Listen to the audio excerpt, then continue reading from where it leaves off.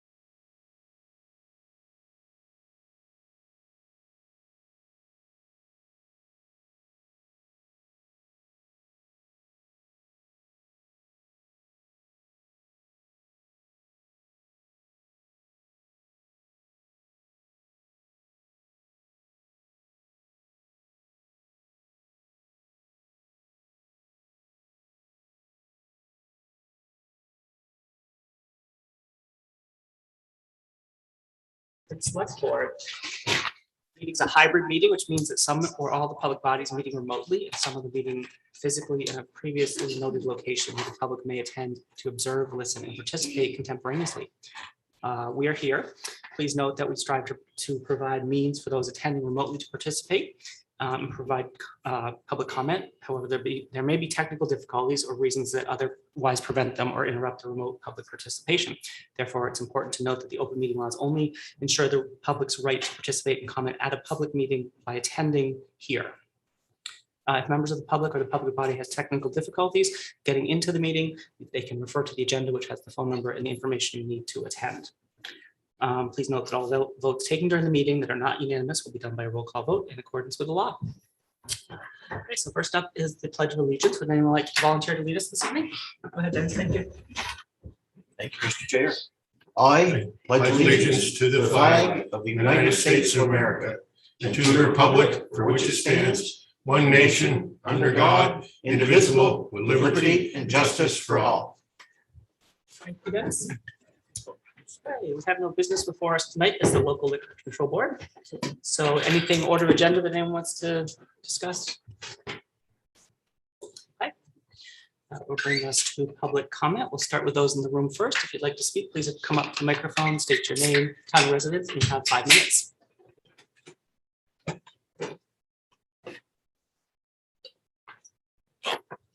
Hi, I'm David Briggs, White River Junction, and I'm here tonight to talk or listen about the Gate Street Hill. I have no other expanding comments, but I'm at your service if you'd like citizen input in that context. Thank you, David. Others from the room? Okay, Kim, do we have anyone? Yep, it looks like Mike Morris made it on. Bring Mike over.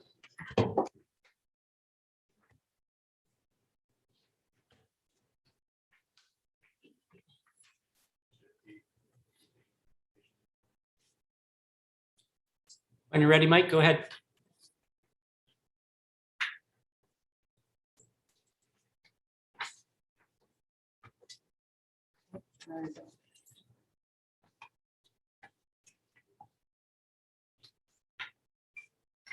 Anyone else, Kim?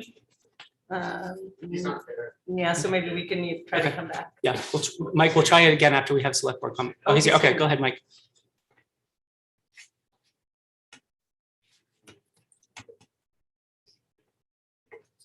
You're muted, Mike, we're told.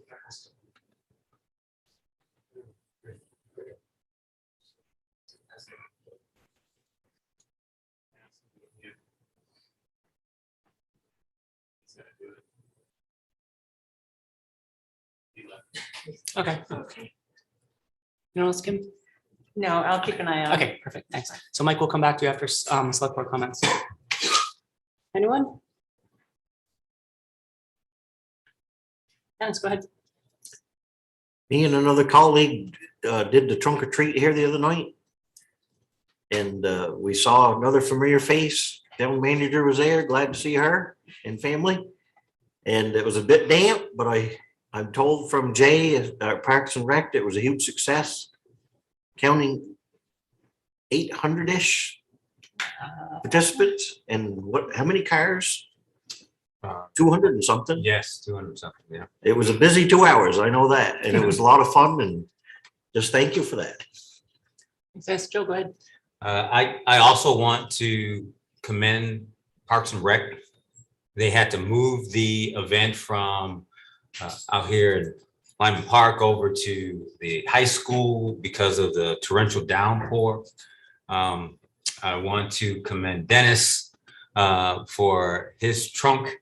And also, I want to commend the reigning, defending, undisputed champion, the Upper Valley Aquatic Center. Thank you. Thank You Joe. brought the trophy with you, Joe. That's incredible. Yes, it is incredible. So fun was had by all, even the adults, which we appreciate. Thank you. Even the idiotic guy with the trophy. Oh, where's Mike? Is Mike on now? Yeah, okay, go ahead, Mike. Okay. When you're ready, go ahead. Yes, go ahead. Thank you very much, Mr. Chair.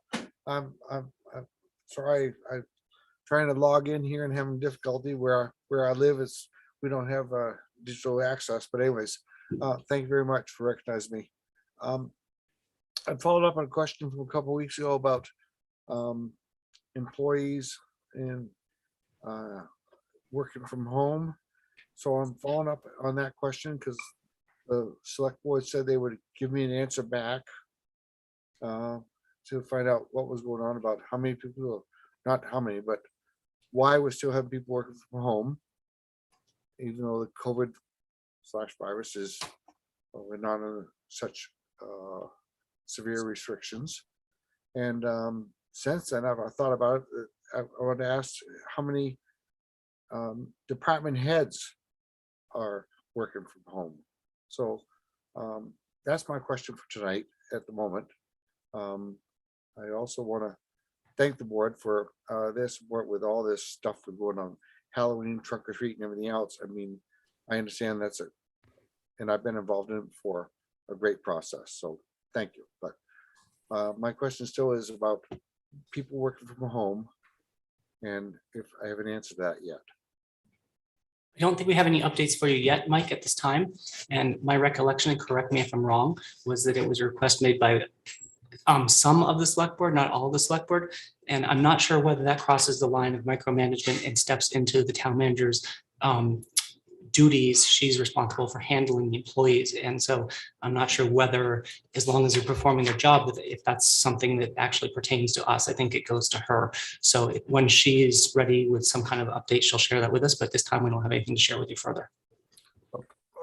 Mr. Chair, I respect you in so many ways, but I asked several months ago about the cost of the cleanup for Prospect Street and the Legion parking lot area. And I believe if you go back and review it, you said we'd report back. I've heard nothing about that. I'm really. I don't know. I don't think we have any specific updates yet. We've a lot of information. Mr. Chair, I did a FOIA to find out what contracts we had. And I found out about that. But I feel there's some reluctance in answering questions that I never experienced in the last 10 years of approaching the board or whatever about questions about the town management, what's going on. And there seems to be some reluctance in answering questions lately. And I and many people are asking these questions on behalf of many people. Why? I mean, no answers, no follow-up. It's transparency is not what it used to be. And all due respect, I mean, I can't believe the rest of the board is sitting here and not asking the same questions that us citizens, taxpayers are entitled to. So please, are you speaking for the whole board or are you speaking for yourself? I'm speaking for myself, and I think that I stand by what I said, and I stand by the fact that, as you may or may not know, many of our departments are understaffed by 50%. We have a new town manager who stepped up and inherited a lot of headaches, and she's working on things, and things don't happen overnight. When we have all these other issues going on, when we have a pandemic, when we have a lack of staff, when we have boards that aren't fully staffed. So we'll get you those answers, but sometimes we need reminders and it's not going to happen immediately. So we're happy to always take your comments, but sometimes when one person has a request, it doesn't always mean that is something that's going to be followed up in the way that you would like it to be, because there is many people that support that. There's probably as many people that don't support that. So sometimes we have to weigh how we spend our time and how we ask the town manager and the staff to spend their time.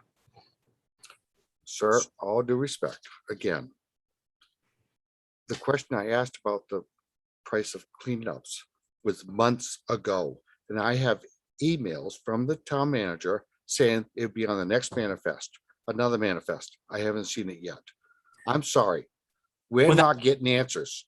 And, okay. and for some reason, you seem to be reluctant to want to answer these questions, or the board does. And I'm finding it, I'm sorry.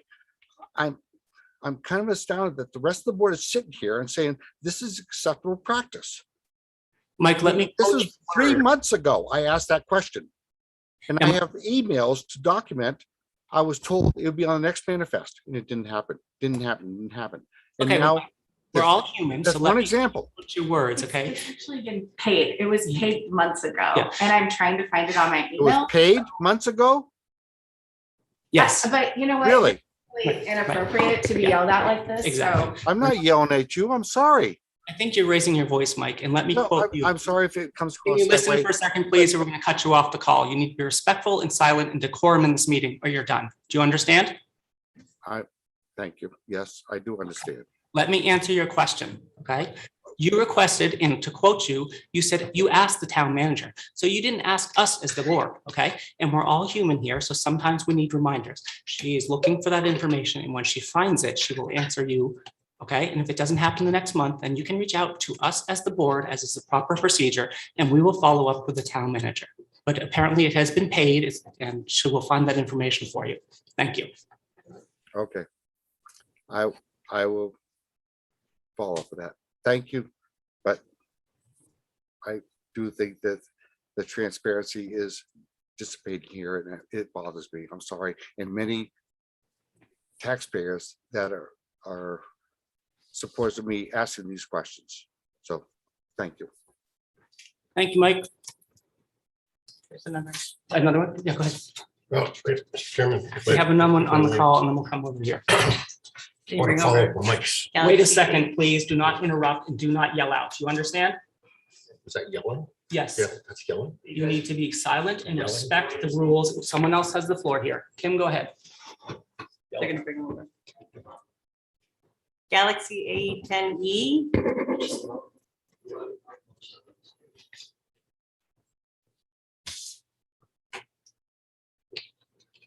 Can you unmute yourself, Galaxy?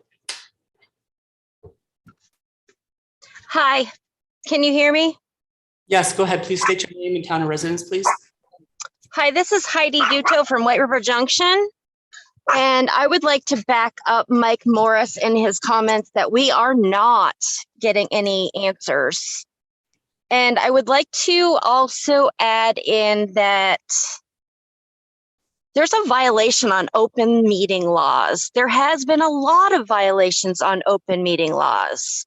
I actually, Mayor, excuse me? Hello? Hello, we're listening to you. I don't know where that feedback's coming from. It's not in our room. I don't either. Apparently it was Mike. I actually wanted to come to the meeting, but I have an emergency. So unfortunately, I was not able to come to the meeting physically.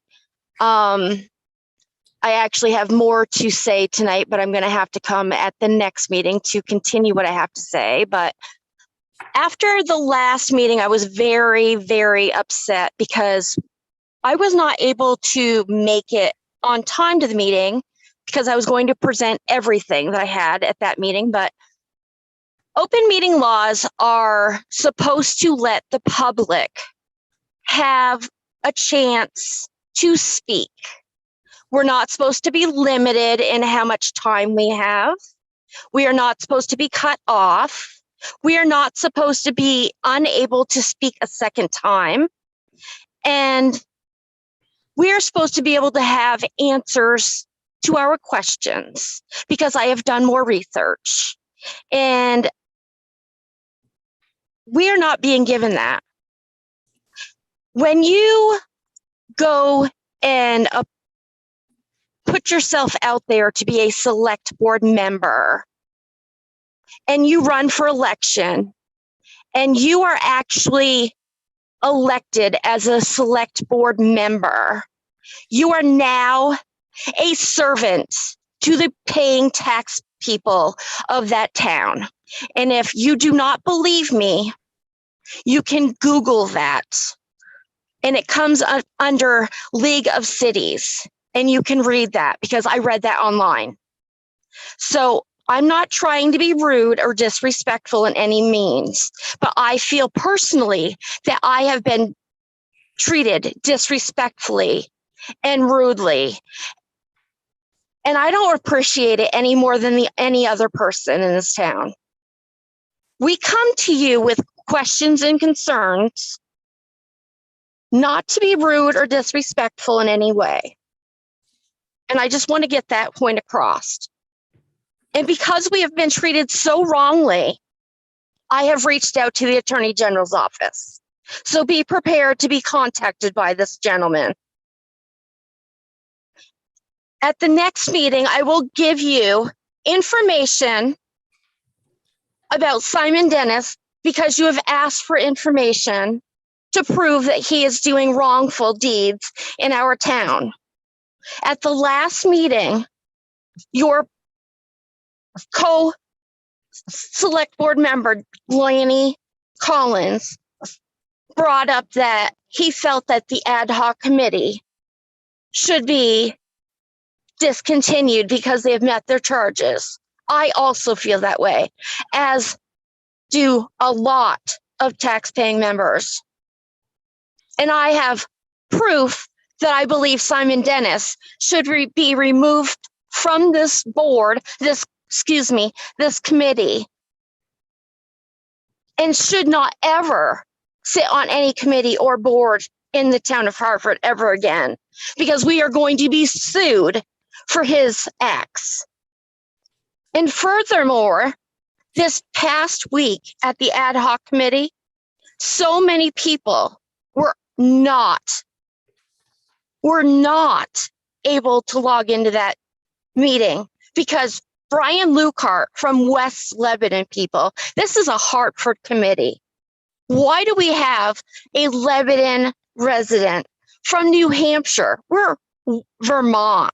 Why do we have a West Lebanon resident on our chair? He is using a Dartmouth Zoom, people, Dartmouth. And he puts down, please wait while you are personally invited into Brian Lucart's personal meeting. I have a quote unquote screenshot of this. I have everything at home. I'm sitting in front of Saves because my dog is sick. I can't be there. Okay, we need to keep it focused on something, and please not attack people. Okay, thank you. I'm not, but this is our town committee. He shouldn't be putting this as his personal meeting. This is a town committee, not a personal man's committee. This is a town committee, not a personal man's committee. And it's not a West Lebanon committee. You're Okay, missing the point. comments. You have 30 seconds left. You shouldn't be putting time limits on a town board meeting, open law meeting, open meeting laws. Stop that call, please. Thank you. Okay, so to address some of your concerns, Heidi, all meetings of the board are meetings in the public, not of the public, okay? Members of the public should be afforded reasonable opportunity to express opinions about matters considered by the body, so long as order is maintained according to the rules, okay? And I think if you go back to the charter, it states in there that you need to state your name, your town of residence, and everyone has 5 minutes to discuss things.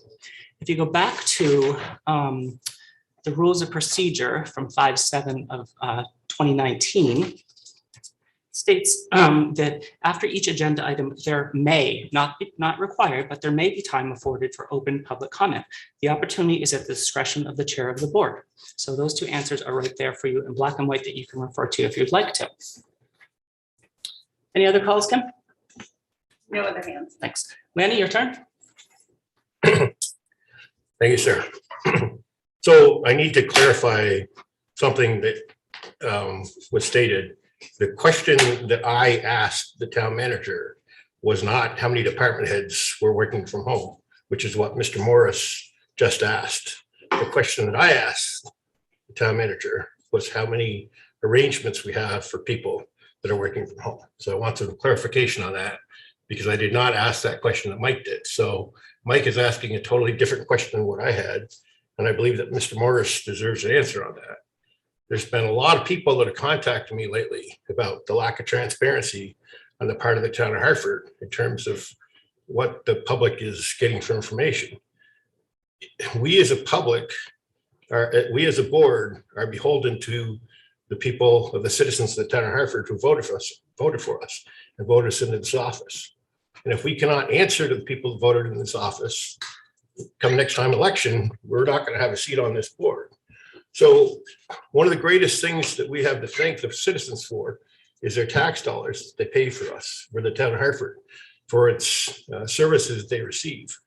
Part of those services they receive is from the employees of the town of Hartford, department heads, the town manager, everyone that works in the town. The lion's share of their taxes go towards salaries. And if they have a question about where their salary, where the money they're spending for salaries is going, they have a justifiable right to know. And if we as a board and if we as a town withhold that information for the public, for me as a citizen, it throws a red flag up. Because if we're not giving that information out, it feels like we're hiding something. And I don't feel we have anything to hide from the public whatsoever if we're going to be transparent. We are not doing anything wrong. And if we're not doing anything wrong, we have the obligation to tell the public. If we're doing something wrong, it would seem that we're, for lack of a better term, trying to do a cover up.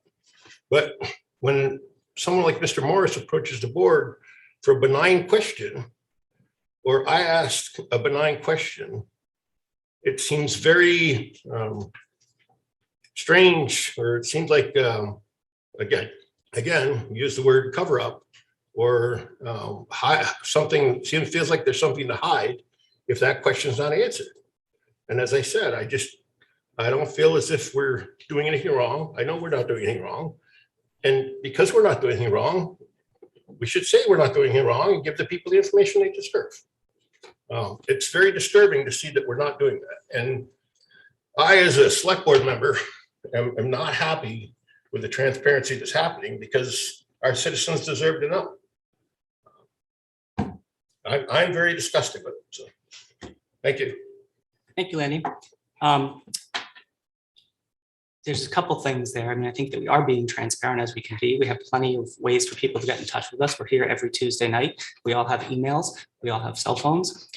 There's stuff on the town website.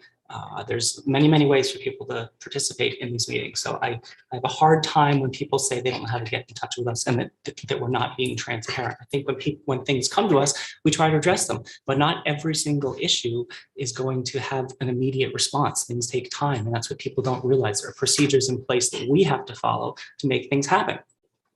And when an individual select board acts and asks the question, they have no more authority than any other resident in town. So just because one select board member asks for something doesn't mean that it happens without a vote of the board. So if there is a motion that someone would like to make to request some kind of information, we'll take a vote on that right now. So what you're telling me, sir, is that every single time someone on this board requests information from the town manager, we're supposed to have a vote to get that information? I'm That's what saying you're that saying. if people are not in agreement with it, and I don't think the people were asking that. I think we're micromanaging the town. I think that there haven't been complaints about employees not doing their jobs that have come to us from the town manager. So therefore, I'm assuming that wherever people are doing their jobs, whether at home, whether in a hybrid, or whether strictly in their physical location, that those things are happening. But the problem things are not getting done is we don't have enough employees in town. When I made a request of the town manager, sir, it was a request in order for me to do my job to the citizens of the town of Hartford.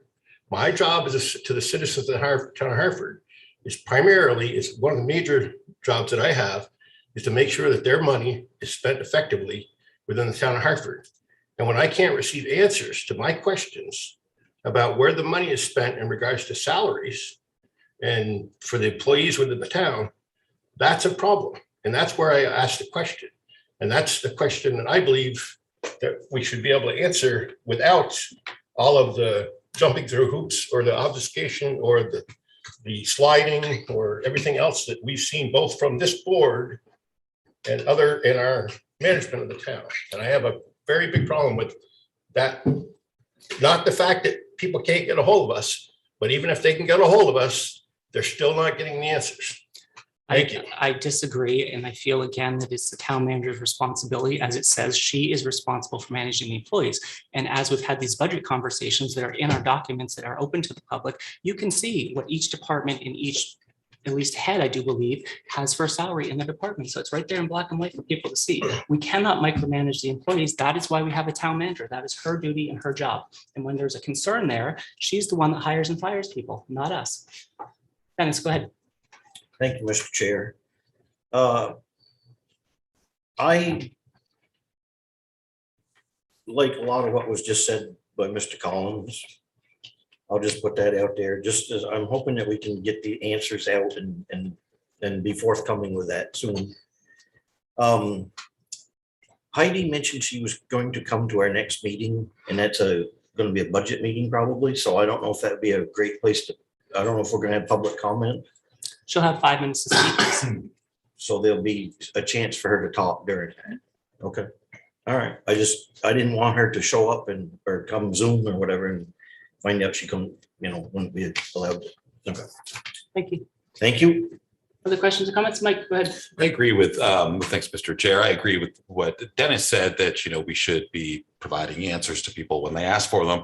I do think the characterization of the board obfuscating or that there's some kind of cover up is completely inappropriate. I think it's more that it takes time for people to get the information that's necessary and get it to people. So I can't agree with the characterization of either a cover up or obfuscation.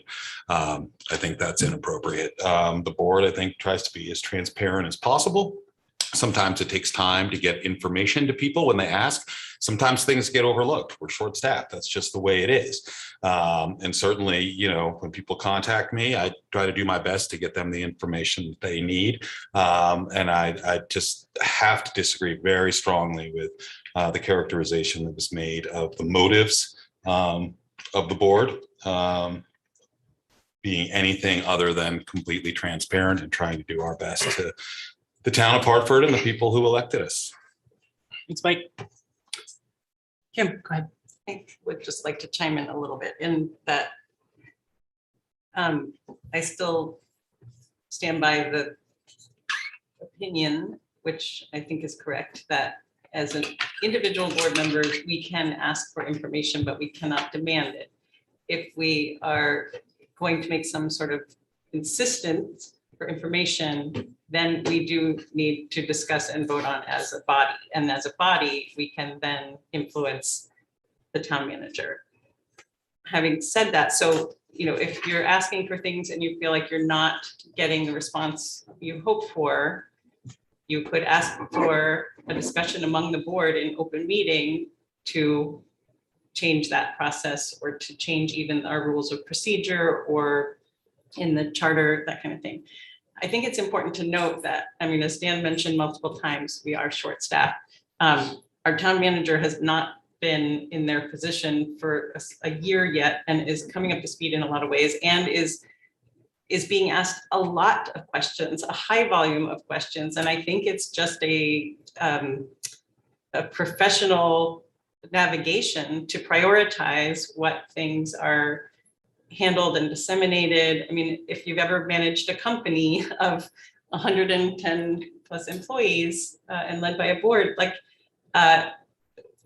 this is one human being who needs to manage a lot of things. And I think it's just important for us to be conscious of the human factor, as Dan said. I also, I'm not opposed to any of this information. The thing that with coming up with the who's working from home, I am curious about the motivation for that, because I think I've read a number of articles about the efficacy of what we've learned from the pandemic and how people working remotely can be efficient and effective in the workplace. And so this is like when I ask the questions about how much money have we spent on police administrative leave? Is that appropriate? Is there a motive there? We just need to be persistent and kind and patient. It would be my goal for us as a board and board members. Thanks, Kim. Anyone else who hasn't spoken yet? Great, thank you. We'll move on to appointments. So we'll consider the appointment of Scott Sablan. Hopefully I said that correctly. I'm sorry if I didn't. To the Ad Hoc Committee on Emergency Shelter beginning November 2nd. The information was in our packet, and I followed up with 2 of the 3 references who gave him glowing reports. Want to remind people that that committee is only in place at this time, as of right now, through March 2nd, I think. So there's not a lot of time on that committee, but he's applied for that, so we can have a discussion about it. Any questions anyone has? Oh, Scott. Oh, sorry. Do you want to come up and say anything or introduce yourself? Sorry. Do I need to? Yeah, please. Yeah, thank you. So I'm Scott Sablan, and I'm interested in being on the ad hoc committee for emergency shelter. And I gave some reasons in my application, but would you like me to go through that? If you, whatever you'd like to share, we have your application. It's in the packet, so it's a public document. I have some personal experience and some feelings about homelessness, and have felt for quite a while that I'd like to do something other than think about it, or talk to friends about it. So I'm a new resident in Wilder as of May, and I think this is an opportunity for me to do something more. So Great. Thank you. Thanks for coming in. If you want to just hang out there just for a second in case anyone has any questions for you. Are there any questions? We'll start with Lanny. Yes, sir, thank you for applying for this committee. So I've just one question. You've read the charge for this committee? don't know that I have. I attended one meeting two meetings ago. So what do you perceive this committee's job is? I believe in that meeting, they did describe the charge. So I don't have it in front of me, but my understanding of this ad hoc committee is that it's going to look specifically at emergency shelter issues and the concerns that the residents of Hartford have, and the problems that come with people camping and having no place to live. Okay, thank you. Ellie, go ahead. Hi, Scott. Thanks for applying. I saw in your application that I think you have a background in systems engineering, and was just curious to know sort of how, directly or indirectly, maybe you think that experience might, benefit this committee. I don't think there's any direct benefit of what my day job is. I'm an IT person, so this is a more personal thing. So. Great, thanks. Dennis, go ahead. Thank you, Mr. Chair. Thanks, Scott, for coming in. I read the back of your application, and it talks about regulations with emergency regulations, private and public partnerships. And I'm interested to learn more about what your thinking there is, what the thinking there is. And you also say about working closely with other programs nationwide and even worldwide, because we all know it's not just here. And I'm just interested to hear your thoughts on that. I don't have the answers to solutions, not even close. It is interesting hearing some of the situations that are going on, particularly in Burlington. They've tried some different things and mixed results. So what's your thoughts? So my thoughts are that this is being dealt with all over the world, all over the country. And like you say, Burlington. I think if there's anything we can learn from other governments or towns, that we should not reinvent the wheel. So I think the first, and this is probably not really for an ad hoc committee on emergency shelters, although it might be in some ways. There might be some value in that, but what I was talking about there was more about homelessness in general. And there, for instance, I found something online that lists 50 ways that communities have dealt with homelessness around the world, including in this country. And it's quite fascinating. And I think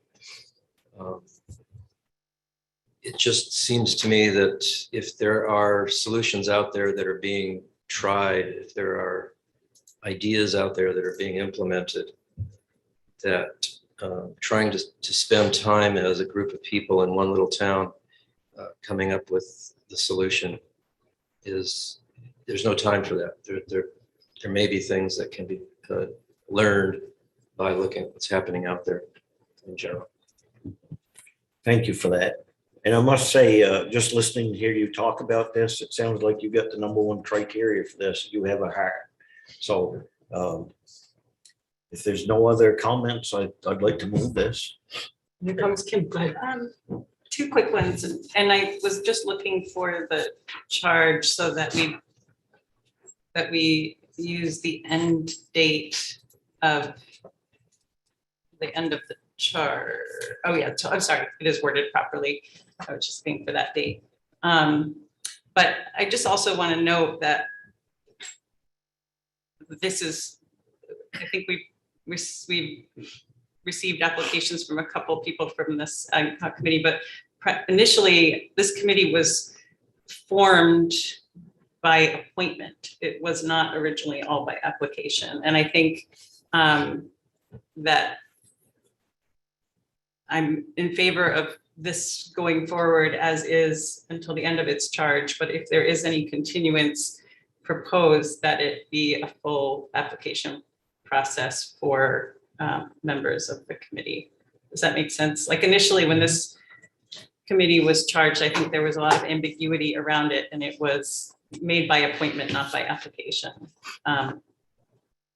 Hence, anyway, so I think I'm certainly in support of this, and just next chapter, I think a little more refined would be preferred. Thanks, Kim. Dennis, go ahead.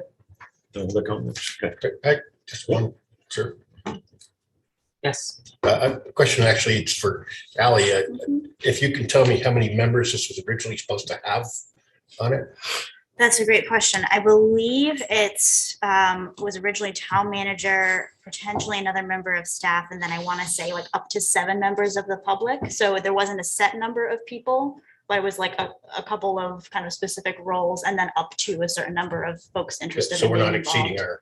We are quota. not, Okay, no. that's fine. That's all you know. Thank you. Dennis, go ahead. Mr. Chair, I'd like to move the appointment of Scott Sablan, thank you, to the Ad hoc Committee on Emergency Shelter beginning November 2nd, 2021, and continuing until the committee's charge has ended. Is there a second? I will second that. Ally, okay. Any further discussion or comments? Hearing none, we'll call the question. All in favor, say aye. Aye. It's unanimous, so thank you. Thanks for stepping up and joining the committee. Okay, next up, we will have the town manager's report. So Tracy, when you're ready. Great. Sorry about the mask. I'm getting over a cold and I don't want to infect anybody else. So really our focus over the last couple of weeks has been not only the budget cycle meetings, but also the change in season. So we're getting ready to shut down Parks and Rec and move over to the land of WABA. And we're also finishing up paving and getting ready for switching over tires and getting sand and salt ready to go and getting the snow plows all tuned up. I'm excited to state that we do have 2 new highway equipment operators coming on board. And so that does get us into a good space for winter maintenance and winter plowing. So that's pretty exciting. We're excited to have them. And we continue though to work on recruitment. And like most municipalities, when we work on recruitment, we also begin thinking about retention. So that is something that we continue to work on both in public works and police department, which are our difficult to staff departments. A couple of different other things that have been going on with me. Tomorrow I'm participating in the community, the Child Care Symposium with Vital Communities. The Core 4, which is us, Norwich, Hanover, and Lebanon. We feel like childcare and housing go hand in hand in workforce development and economic development. So we are getting together with our community partners to learn about what is and isn't working in our region. And through this, which is available to the public. So please join us on with Vital Communities, and with the second session on the 17th, we're going to be looking at maybe some different ways that we can all get together as a region and work on providing safe, affordable childcare and also paying our childcare providers a living wage. Going on with that, we do have a housing symposium. I'm going to let Joe Manger talk a little bit more about that during anytime he wants to, but we're going to be doing that hand in hand in mid-November to talk about, again, safe, affordable housing for everyone who wants to live and work in the Upper Valley. Besides that, staff are really just trying to move through budget and the change in seasons. Parks and Rec is getting ready to finish up their fall events, finishing up with trunk or treat, and we'll be finishing up some park permits. Police and fire finishing up the training that they're able to do before it gets snowy and freezing out there. And Public Works is finishing up paving before the ground gets too cold to pave. That is it for me. And I just want to thank my staff. I've been out sick for a couple of days and I don't have an HR director right now, and they are taking on a lot of little extra bits and bobs as we work through a variety of insurance things and onboarding and offboarding staff and getting them the information that they need for open season for benefits. So thank you everybody who's pitching in and getting it all put together while we miss our HR director for the next couple of months. Actually, we've got about 6 weeks left until she comes back. Thanks, Tracy. Okay, questions or comments? All right, that will bring us to the Town Forest Recreational Plan. So we heard this, I think it was 2 weeks ago. So we just wanted to be back on the agenda to allow the public to comment if there was any information that they wanted to share with us prior to considering a motion. Kim, do you have any calls or anything? No answer. Anyone from the public, anyone in the room, sorry, want to comment on that? Any questions? Just wanted to make sure there's plenty of transparency for people since we didn't warn it as a motion last time that people could comment. So hearing none, we'll entertain a motion. Mr. Chair, I move that we adopt the 2021 Hartford Town Forest Recreation Management Plan as presented at the October 19th, 2021 Select Board meeting with the SE Group Town Forest Recreation Plan as an appendix. Thank you. Second. Second from Mike, thank you. Any further questions or comments? Dennis, go ahead. I see we have the town planner here and the chair of the Conservation Commission. I don't know if they wish to comment. Okay, questions. Okay, Okay. thank you. Any other questions or comments? Hearing none, we'll call the question. All in favor, say aye. Aye. That's unanimous. Thank you. Thank you for attending in case there were questions. We appreciate that. And thank you for the presentation a couple weeks ago. Thank you. Okay, that brings us to the Quechee Wastewater Plant HVAC repairs. Hannah, I think we're moving ahead. Yeah, she is. Perfect.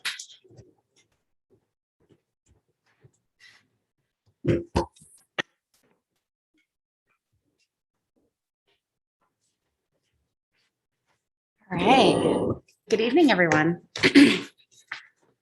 My name is Hannah Tyler. I'm the Director of Public Works for the Town of Hartford, and here tonight to talk about some necessary work that's already started and continuing at our Quechee wastewater plant. Unfortunately, last winter, we started to have some failures within our HVAC, which is extremely automated. It's tied into the whole air circulation system. There's some pretty life and health safety important items there. We did try to go through an RFP process to solicit bidders. My staff did try to evaluate if it was work that they could do themselves. Unfortunately, it's high tech, so we didn't have the qualified staff to take care of that. So when we released the RFP in March, we did not get any respondents. Unfortunately, that was really during the throes of COVID. My staff really diligently just started reaching out and essentially begging contractors to please come take a look at the system and give us just an estimate if they can come in and do it. We were finally able to get Alliance Building to come in and give us a quote for a starter quote for $18,600 based on a walkthrough of the facility. They plugged their computers in to evaluate what was going on.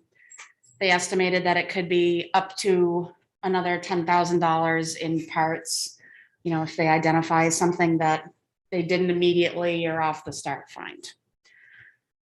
So at the time, we worked closely with Tracy. The $18,000 was under the threshold for requiring select board approval. So she signed that initial quote and approval. So what I'm really here tonight is to get select board approval to spend, up to the $28,000 threshold and take that out of our reserves because it wasn't an anticipated expense. Thanks, Anna. Questions for Anna? We'll start down here. Kim. Thanks. So that was my question, which I think you just answered. So it wasn't in the reserve as a planned expense. So what is it taking away from? Do we know? So we have approximately 965,000 in our reserves in Quechee right now. We don't have all of that money earmarked, so it's not impacting any other projects right now. However, it would be a significant impact to our operating budget this early in the season. So, it would be great if we didn't have any other emergencies or necessary repairs that would take that kind of investment. So that's why we worked with Gail and Tracy to identify that it'd be an appropriate usage of our reserves. That makes sense as well. And I'm trying to look at everything this way, but is this potential upgrade to the system have any more efficiency than the previous setup? Truthfully, right now, it's a repair to what we have to get it fully operating and providing all the ventilation and heat that not only the system, but our staff really requires. So, right now, because of the limitation with vendors and supplies, we really didn't have the ability to put a whole lot of effort into efficiency, but we have Dana on now. So this happened before Dana. Thank you. Joe, go ahead. So the $28,000 is a just in case. This isn't necessarily how much it may very well come under that. Is that accurate? Absolutely. All right, thank you, Anna. Ready? Yes, sir. How much of the facility in Quechee Wastewater is covered by this system? This is primarily the main building, the big main building. So And the building off to the left where the final discharge is that heated as well? it is, Where the lower level is? it's not included in this that you're Okay. looking at. And do you know how old this system is? I don't off the top of my head. I believe it was all put in place, when the building was upgraded. I think it was 9 or 10 years ago.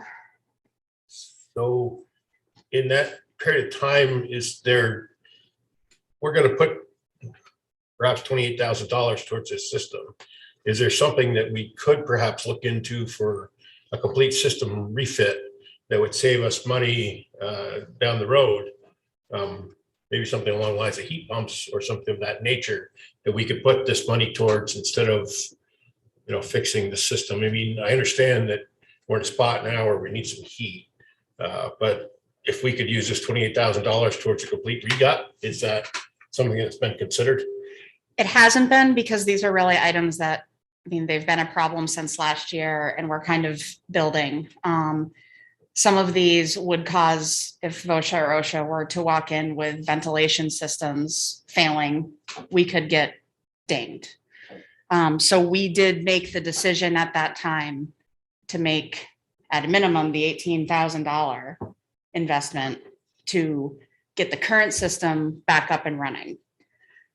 To start looking at a system that is higher efficiency or, a new system, that's really something that we would likely look at when we were doing a wastewater system upgrade, because everything's so integral between the electronics and the ventilation. So this is not just a system that is for operators' comfort, warm and cold. It also deals with ventilation to make sure all the bad stuff stays out. The good stuff That's stays in. correct. It is Okay, air that- circulation. And I mean, even if I gave the guys parkas and told them to work in there, we do have sensitive equipment. We have liquids in there that can't freeze. So we have systems that are really dependent on maintaining a consistent temperature. That explains things better. Thank you. Sounds good. Thank you. Kim and Laney sort of touched on the question I was gonna ask. Since this pandemic disaster has been, we hear all the time that people are having to upgrade their HVAC systems because it doesn't protect us from COVID germs or whatever, virus. So I'm just curious, being that that's being tossed around, of a lot of HVAC systems aren't able to handle that, that we currently have in buildings. I do wonder if while we're doing this, especially in a wastewater plant, if that we should be thinking about that, or if that will soon be a requirement that we have that for, to take out COVID like viruses or whatever they do. I'm not an HVAC person, but I just do wonder if while we're doing this, if we should maybe do a little extra and do that extra. Did that system, when it was fully operating, protect us from the COVID stuff and whatnot? So really the intent of this system, in addition to heating the building, is to remove all of the dangerous gases that are part of wastewater treatment, the hydrogen sulfides, all of those things. So it's really, it does have filtration on it. I can't speak truthfully whether it has virus level protection on it, but the intent is really to circulate the air, bring fresh air into the building and take the bad air out. So it's certainly something we could look at. It's not something that we asked for as part of our original ask of Alliance. I don't know if it makes any sense to ask about that. I don't know what it would take. I have no idea what an upgrade like that would look like. I just wonder if that's something that we should think about in these times where we've got a pandemic that's lasting a couple of years. Hopefully we'll never do this again. Thank you. Thanks, Dennis. Other questions or comments? Just one more. Are we in a situation now where we have to do this right now are we like limping the system along, or is the system not working altogether, or what is the current status of the system? So we have already done the repairs that are in the original 18,600. Okay. And so right now, while they're still finishing up the rest of the few remainders of those things and identifying if there are some remainders, we've already done the work essentially. So does it meet the needs right now with spending the money that we have? I'm just wondering if there's something we could put off until the spring to look at spending more money on it if necessary to get a better system in there, or if you have to spend this money on this now in order to get through the winter. We have to spend the money now. So the system's not working to the desired potential of getting the fumes out and heating the building to that state that's needed. It's not actually even meeting the operational and maintenance standards that are actually part of our permit registered with the state of Vermont. So we had to do it, and we've already spent quite a bit of that money. So. And if we fail to do that, what does that entail? Fail to do what? If this board should not approve that $28,000, and the system should not be fixed, what is the state of Vermont gonna levy us with fines, or is that how that works? They could. And we have an HVAC system that is malfunctioning, that provides life safety support and the necessary mechanical requirements for the system. Okay, didn't quite answer my question, but that's fine. Thank you. Kim, Go ahead. I was gonna make a motion. Me Go too. ahead. Do you want- Yeah, sure. Go ahead. I move that the select board authorize a contract with Alliance Building Automation for assessment and repair of the Quechee wastewater treatment plant's HVAC system for up to 28,000. Yeah. we can do Second. There's Ally, okay. All in favor, say aye. Aye. Unanimous. Kim and then Ally. that. Thank you. Thank you, Hannah. No problem. Okay, next up, we'll have the special bylaws grant. This is Lori, so when you're ready, Lori? Okay. I just flip one way.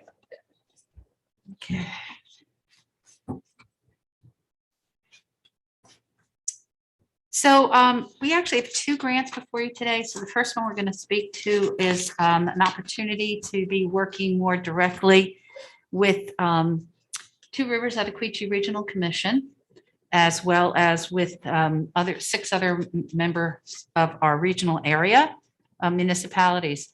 This is a special grant, a one-time grant that the state is offering in order to address what they feel is a very clear and notable, recognizable issue of not having sufficient housing. And in their eyes, they are really identifying it as a crisis of not having sufficient housing. We are in a shortage. We know that. We're very clear about it. And there's an opportunity to be working more specifically on what we can do within the context of our bylaws in order to address that shortage. Now, we actually have been looking at that, as you know. This past year, we actually changed two areas of zoning that were strictly commercial, and we added residential to it. But it was what we could bite off at that time, and we're trying to do it incrementally. So when this came around as an opportunity, we thought, wow, it's really good. Not only do we have the benefit of getting the management and oversight of the grant by Two Rivers Quechee, we have the benefit of working with other communities, brainstorming, public education all together in order to be able to maybe get the best that we can get. That being said, each community is having their specific regulations being looked at on a one-on-one basis. So it's not only in the general way, what can we be doing, but then looking more specifically at our zoning regulations and what can we do about making changes to those. It is something we've had on our work program, but with this additional help, we'll be able to facilitate that much quicker.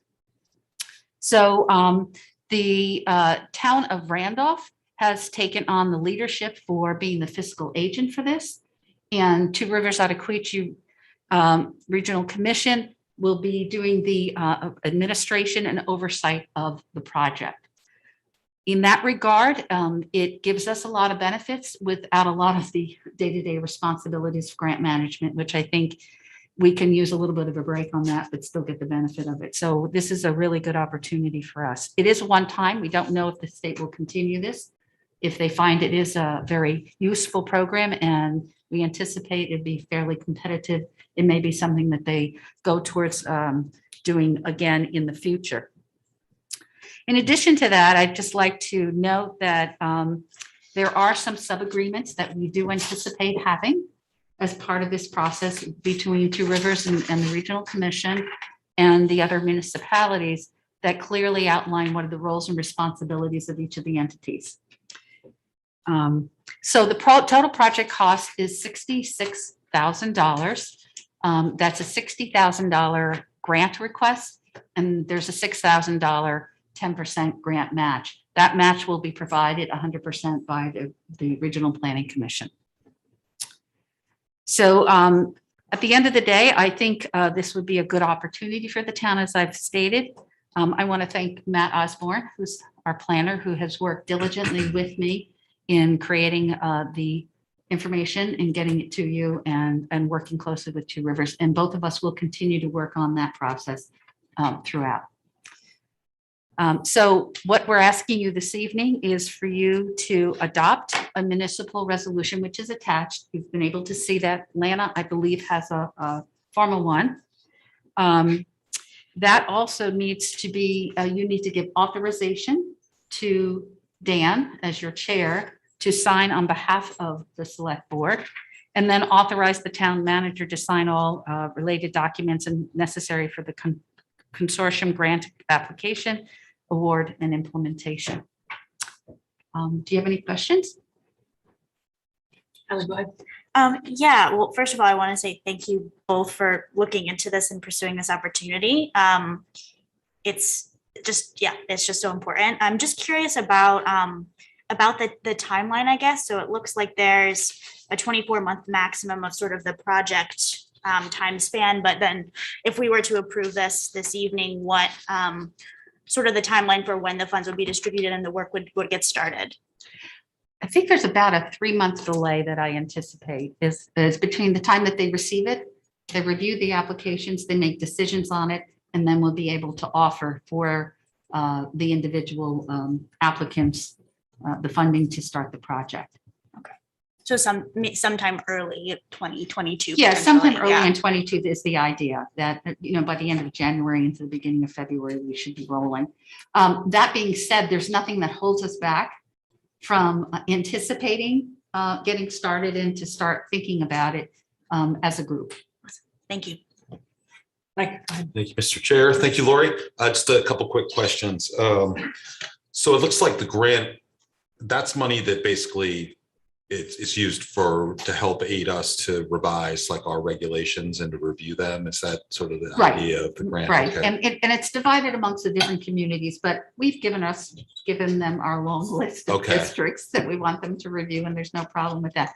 Do they The, review it themselves, or is it money that comes in for like our staff to work more Well, time to review it? It's going to be a joint effort. Okay. So they're going to be taking the leadership. They'll be giving us some expertise in terms of feedback. We already know some of that because it was in the case of the Valley and that kind of thing. Yep. Some things we've already been thinking about, and we're talking to them about, for example, like floor area ratio, which is our determination of how we do a density for residential in downtown White River Junction. And we've been talking about extending that out to other mixed use areas. And for any of you that don't understand floor area ratio, that means typically we say X number of square feet per dwelling unit.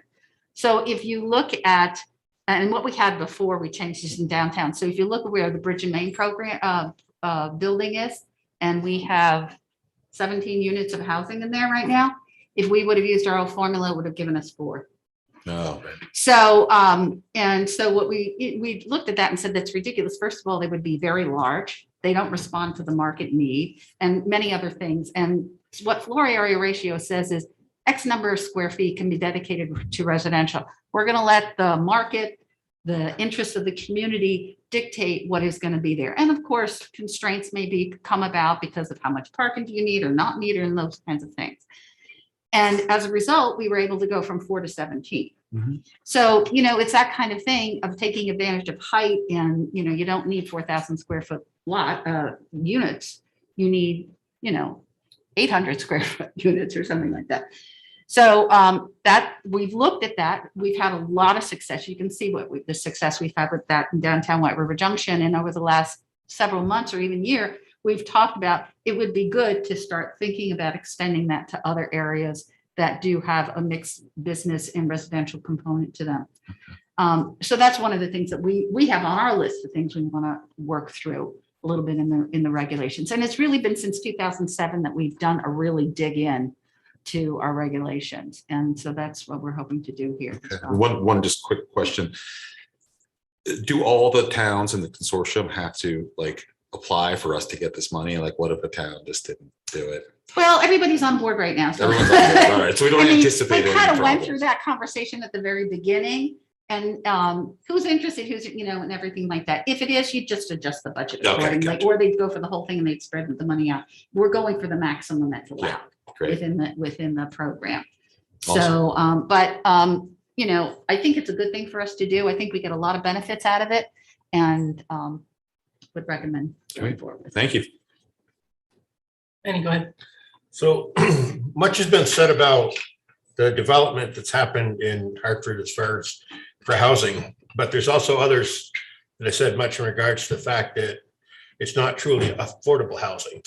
And even though there have been units within these structures that have been set aside for affordable housing units, not all of the units have been what some advocates are calling affordable housing.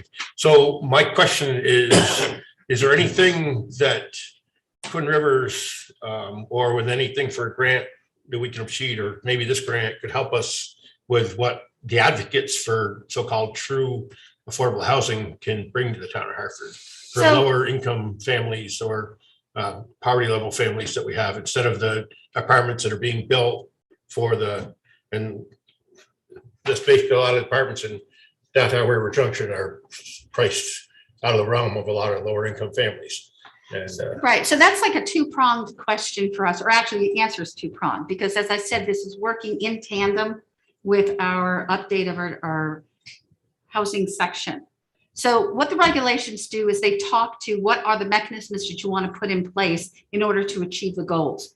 So at the same time, we're going for another grant that you'll be reviewing right after this, which is looking at what are the goals, objectives, strategies that we want to achieve. And that's one of the ones that we have to look at. The regulations doesn't get into who's in that building. They don't get into the actual cost of the building. They just say, this is what we can do and how do we build it? It's the plan, the town plan that really speaks to that. And then when something comes before the town for approval, it has to be generally consistent with town plan as well as being in compliance with zoning regulation. So the zoning regulations are the tools to implement just what you're talking about that would be discussed as we update our housing chapter of the town plan.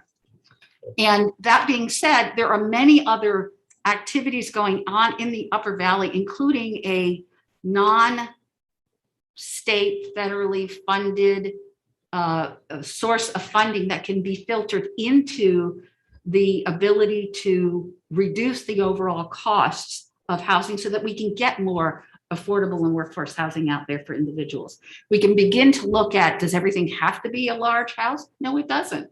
You know, there's for those of you, and I'll just put this out there, tomorrow, there is a forum on the public. Go to Vital Communities. You can get a link on that.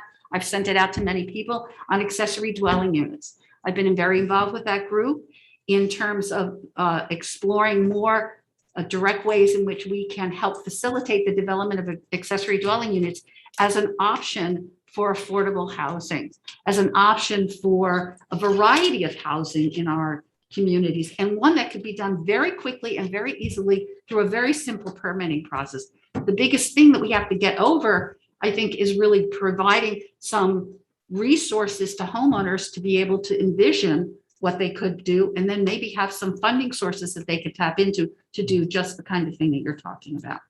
So that was my PR thing. Please attend the ADU workshop tomorrow starting at 5:30. thank you. Please, my apologies if this is in here and I haven't seen it, but is the $66,000 grant to be spread among all 7 towns, or that would be just dedicated to Hartford? That's will be amongst all of them. Now, there are going to be probably extra hours in there. We've already talked to the RPC, and they do have other resources within their budget that they would dedicate towards this to make a piece to work. Right.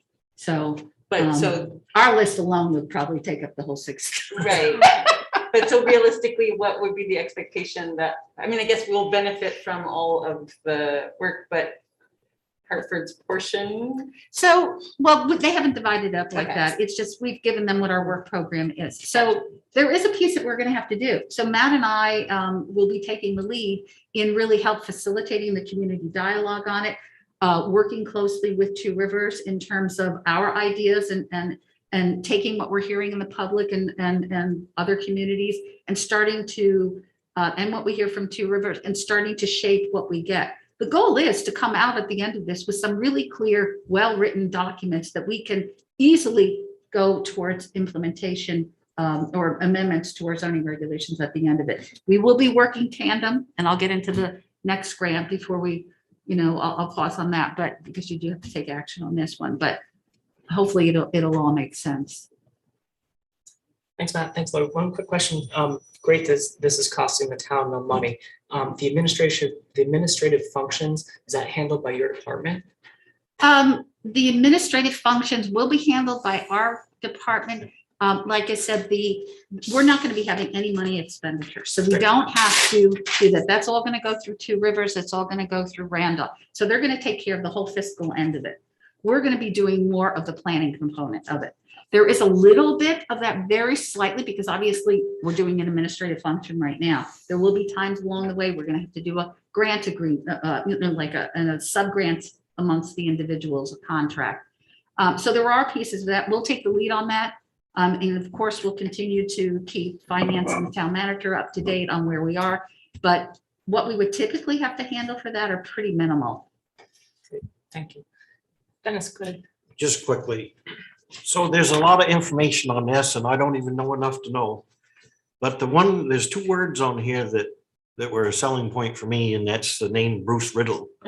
I served with him for several years on the planning commission, and seeing his stamp of approval essentially on this, I didn't have to look too much further, and plus the information you've provided and whatnot. So I'm good with this.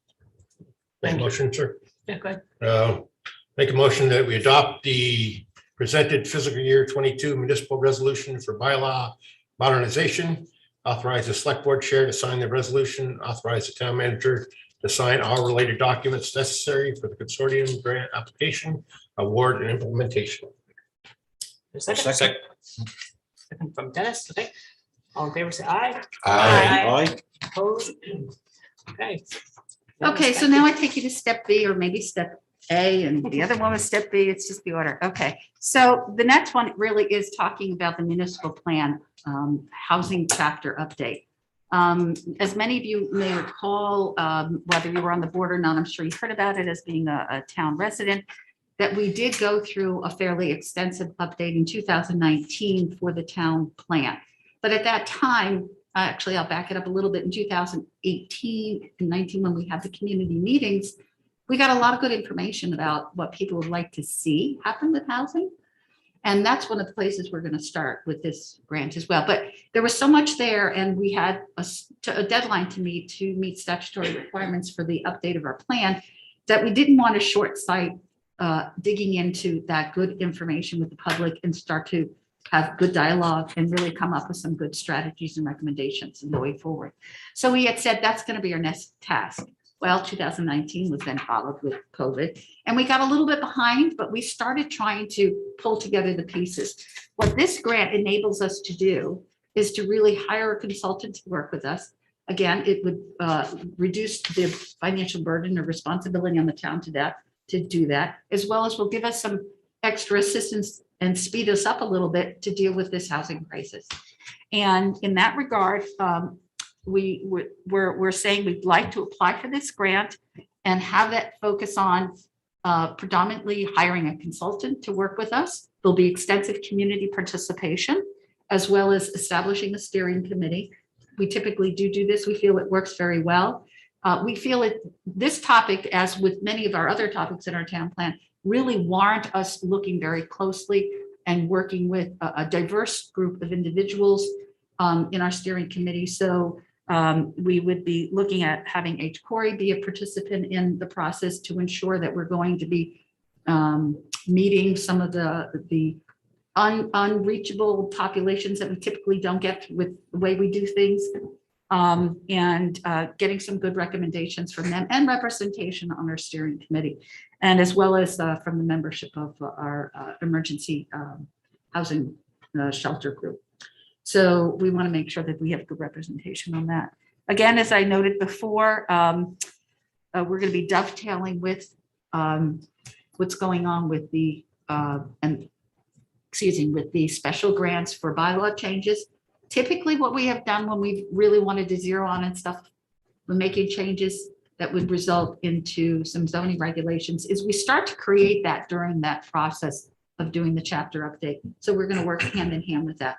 And then again, as I had mentioned, this was approved by the Planning Commission at their meeting on the 28th, and making a recommendation that the town go forward with this. It is a $22,000 grant project cost. $20,000 is what we are requesting for the grant, and then a $2,000 cash match that is available within the town's existing budget from the department. So with that, I would request that you adopt the attached resolution, authorize allocation of the matching funds, authorize the town manager to sign all related documents necessary for the grant application, award, and implementation. And you yourselves need to sign this one. And you have one you can send around for that as well. I should start this on this time. Mike, go ahead. I just have a comment on it. I think this is a great use of, what is it, just $2,000 to get this grant. I'm particularly glad to see that as part of this, it looks like there are going to be 3 community forums, and I'll definitely do what I can to let everyone I know when they happen and to attend. So I think it's a really good chance for people to weigh in on what the future of housing looks like. So I appreciate that this is on the agenda. Yeah, I'm interested in and glad that there's a steering committee component, and I'm just looking at the grant work plan and budget. I don't know if this is possible or if it makes sense, and it looks like that item for personnel is just for the consultant.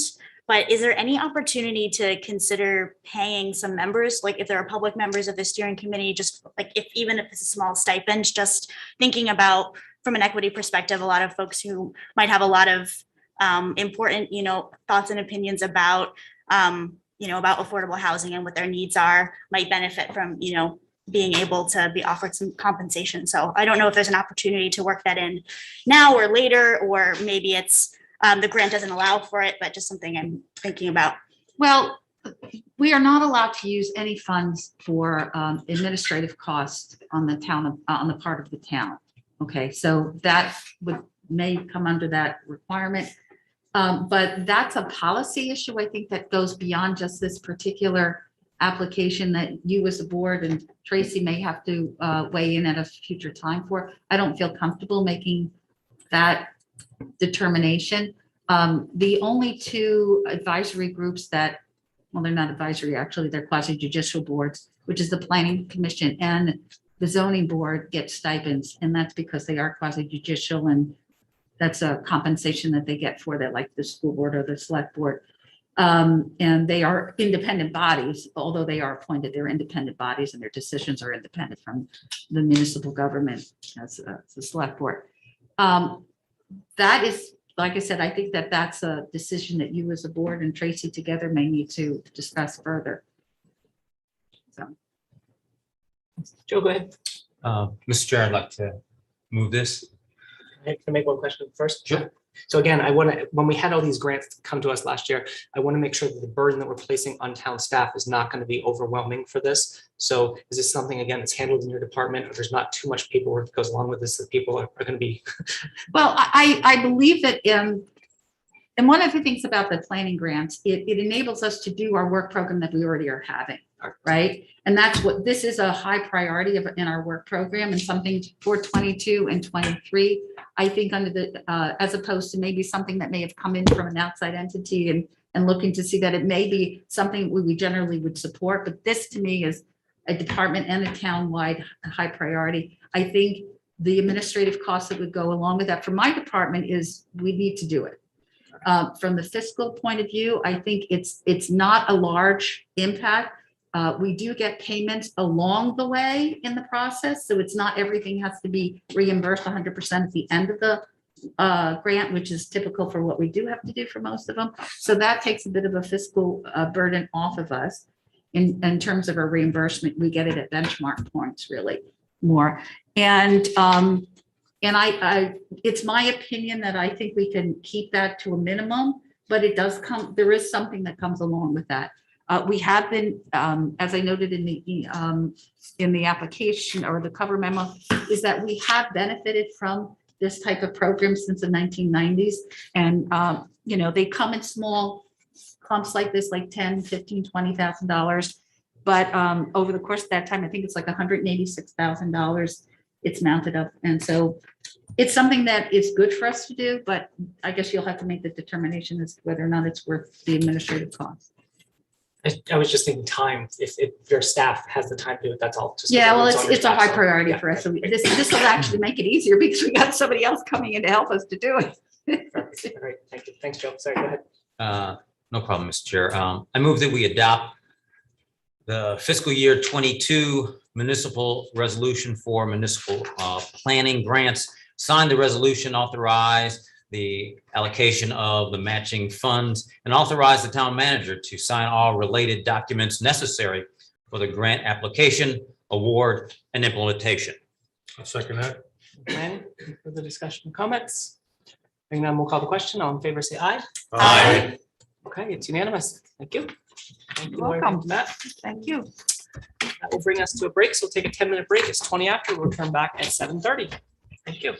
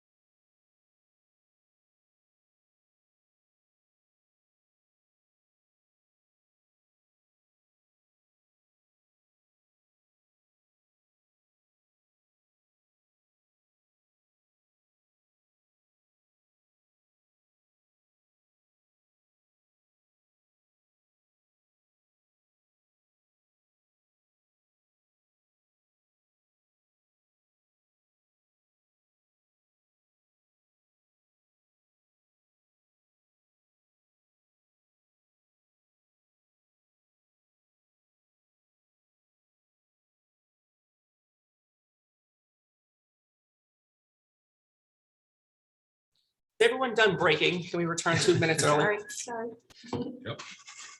People are agreeable, we will do so. Are you ready, Hannah? I'm ready. Perfect, okay, let's go. When you're ready, thank you. All right. I'm back. I'll reintroduce myself. I'm Hannah Tyler from the Department of Public Works. And second item for tonight is our winter salt bid award.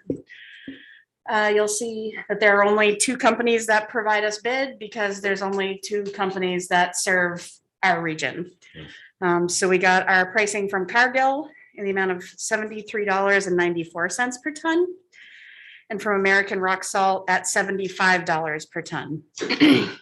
Cargill is the low bidder for salt and delivery, and we are asking for awarding the bid to Cargill. Thank you. Questions or comments? Kim? I meant to look this up and I didn't. What did we pay last year? I'll tell you. Last year we awarded to Cargill. It was $69.21 a ton. Salt can be a little bit of a volatile commodity, especially with, shipping and stuff being an issue right now. It's all over the map, and kind of my decade-ish with public works departments. I've seen it as high as $85 and $90, and more recently it kind of took a dive and it's starting to creep back up. Brandon, go ahead. I guess I was wrong on this, but I could have sworn that we did this when we did the sand thing. What did we do with the sand? Did we do the slurry? Is that? So we also do magnesium chloride Okay, for that's- dust okay. control. That's what it was then. All right.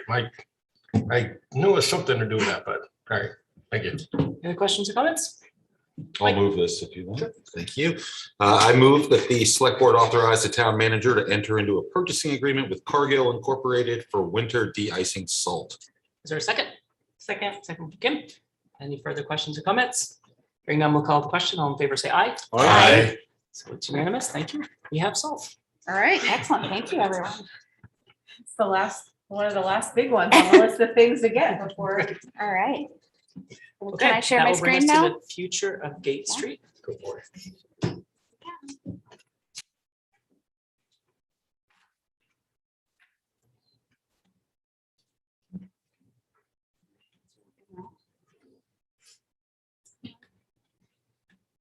It's a little laggy.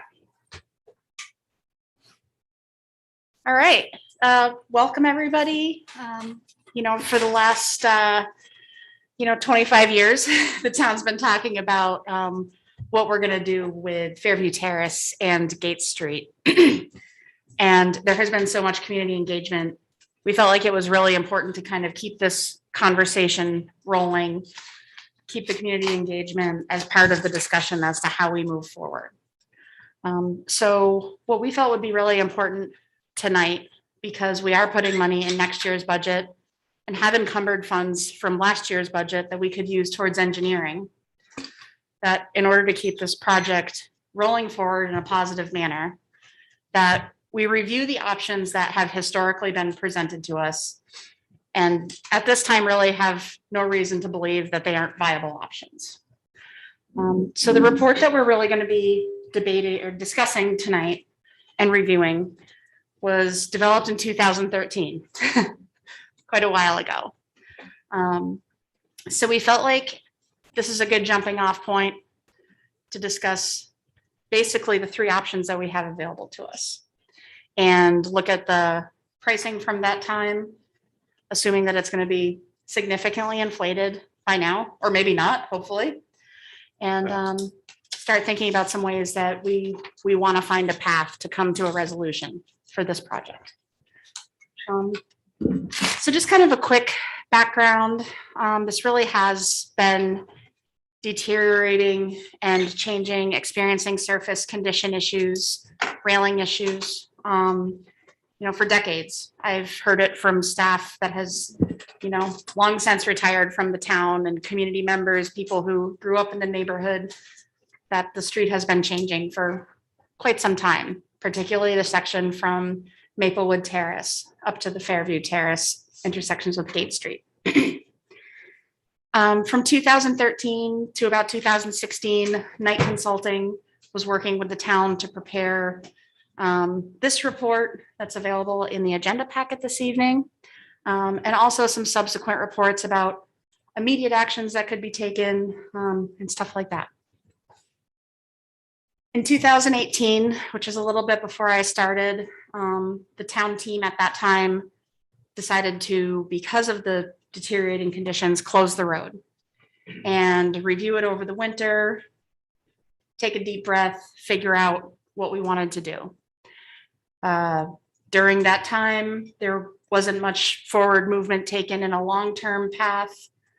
But we did decide in 2019, with the support of the select board and a lack of evidence at that time that there was a significant safety issue, we decided to reopen the road one way downhill.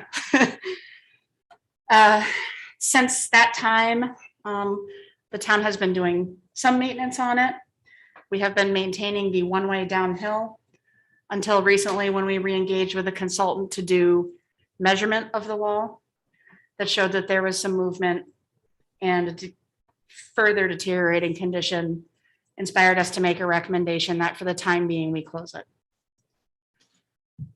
I heard loud and clear from the board and all of you that we couldn't just keep it closed and do nothing, that we had to do something and figure out what is the next step. In 2021, we've also engaged with Dufresne Group to take a fresh look and see if we can at least remove the water line from that street in a low-cost effort to kind of remove some of those immediate concerns about if that were to shift and break the water line.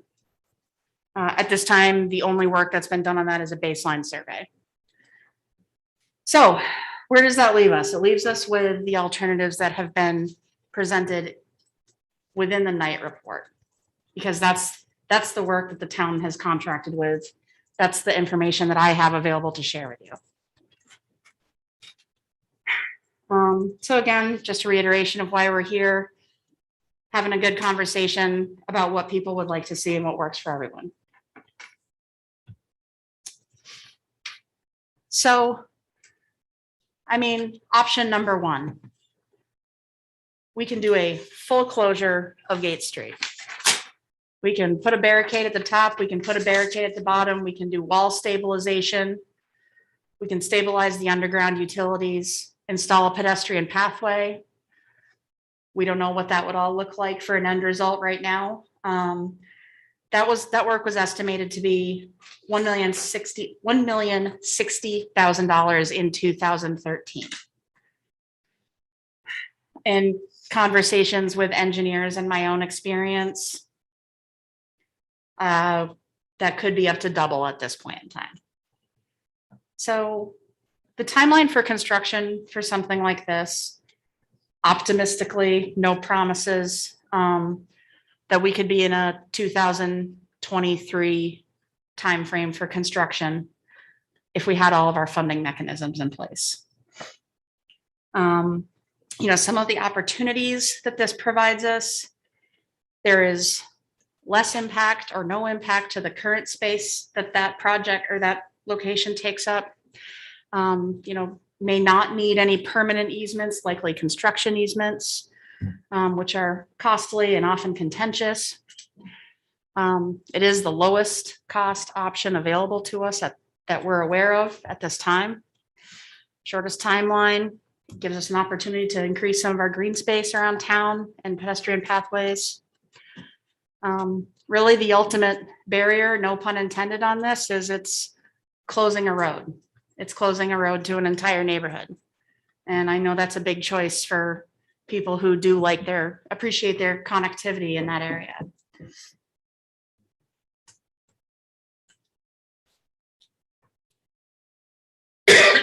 So the second option that's really available to us is to consider a one-way. We could, again, stabilize the walls, stabilize the utilities, have a safe pedestrian walkway that meets standards. In the engineering report, they proposed using a signal to control traffic. So those are things that could all be discussed. Instead of just one way downhill or one choice to be permanently uphill.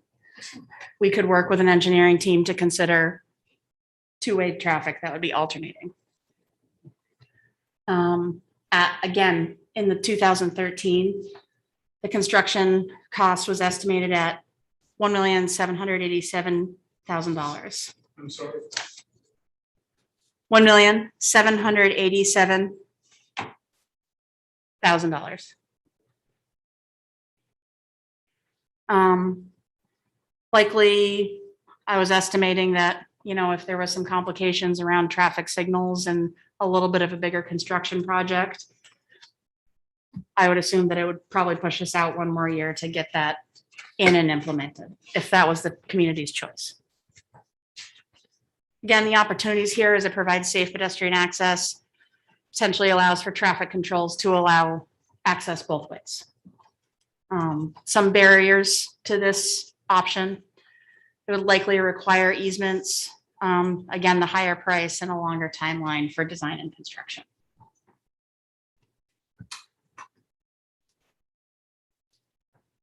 The third option discussed in the report is a full reopen with full width two-way traffic and a full width pedestrian walkway.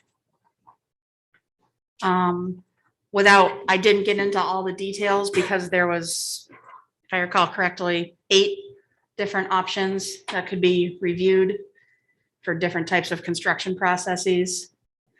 To do that, project ranged, again in 2013, from $1,962,000 to $3,151,000. Because of the necessary easements or possible permanent property takings, I would estimate that that would push us out to 2025 for a final construction.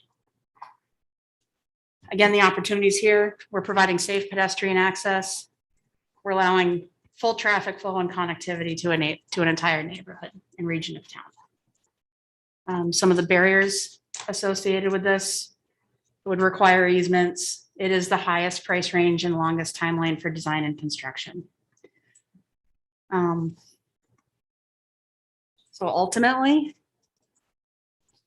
those are the options that we believe are available to us, the information we have. And guess I'll leave it to you guys. Thank you, Hannah. Well, we'll start at Kim's end this time, I guess. I definitely have thoughts. I want to hear from Mr. Briggs as well. So I think I'll wait till later.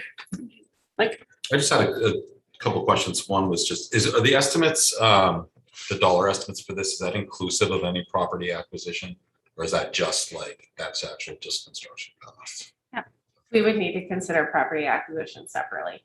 And I don't know if anyone, maybe Mr. Briggs will have historical memory.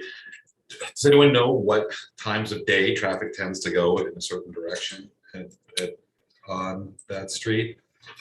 Because I mean, the one way, you know, having one lane, if it supports, you know, possible two-way traffic, I just didn't know. Does everyone come down the hill in the morning and then drive back up at night? I don't know if there's any historical info about that, but maybe someone in the So audience we can- do have traffic counts that were Oh. done before the closure.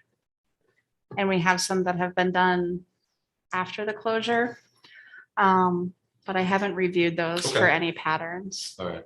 Well, it's interesting, you know, that we do have some data possibly. Thank you. Joe, anything? Not yet. I do, but I want to wait till we hear from. I have several.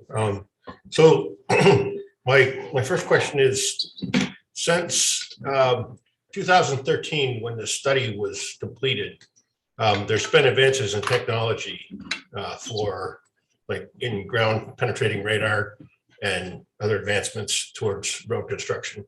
Has there been any thought towards utilizing any of the newer technologies to find out what's underneath the structure of the road? I mean, there's a lot of guesses that I see in here to the core boring, but there's no definitives until you start tearing stuff up. So is there any newer technology that we could utilize to give us a better understanding what the road's doing? Yeah, so I think that's a great question. And I would even offer that it's possible that there's new technologies out there to stabilize things. Ultimately, we would rely on the design engineering team to perform that and use, once we contracted with somebody with a project that we were ready to do. Okay, and then there's 3 more here. So we've been measuring it, all right, and how much actual ground shift has taken place since this latest measuring? I know there was a spell where it was determined that the measurement wasn't working correctly, but since you've been measuring it, how much has it moved? So we've measured approximately, well, not we, but our consultant has measured approximately 3 inches of movement in one location.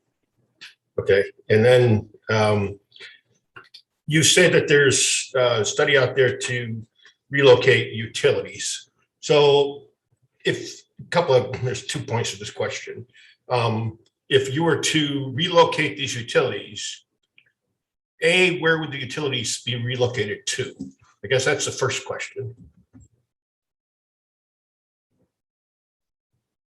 And then the follow-up to that would be, in order to dig these utilities up and make sure that they are in sound condition, how far along would we be towards reconstruction of the complete roadbed?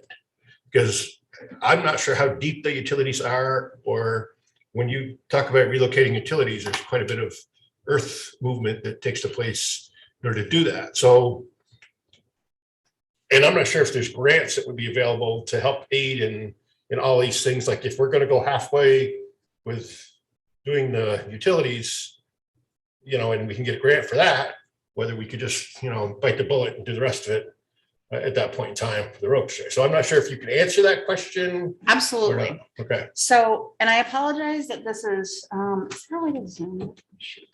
I can zoom this in, right? There we go. I'm going to try to zoom. There we go. And I apologize that this isn't a great representation.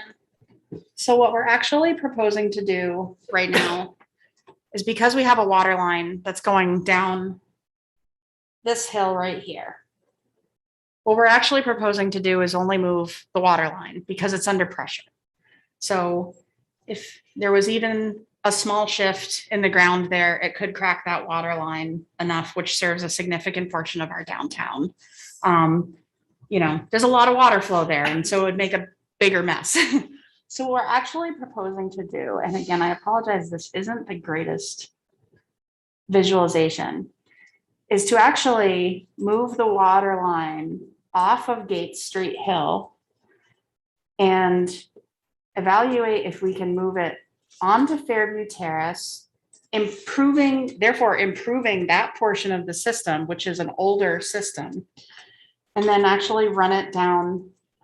Sorry, my cursor keeps pointing out. Run it down this hill and connect back here at the intersection. So the goal would be that we weren't actually digging anything up. We would just cut it and cap it and put excavatable fill in there so that it just was a dead line. Okay. All right. So when you dig along Fairview Terrace to come back down the hill again, how much are you going to infringe on the existing retaining walls there?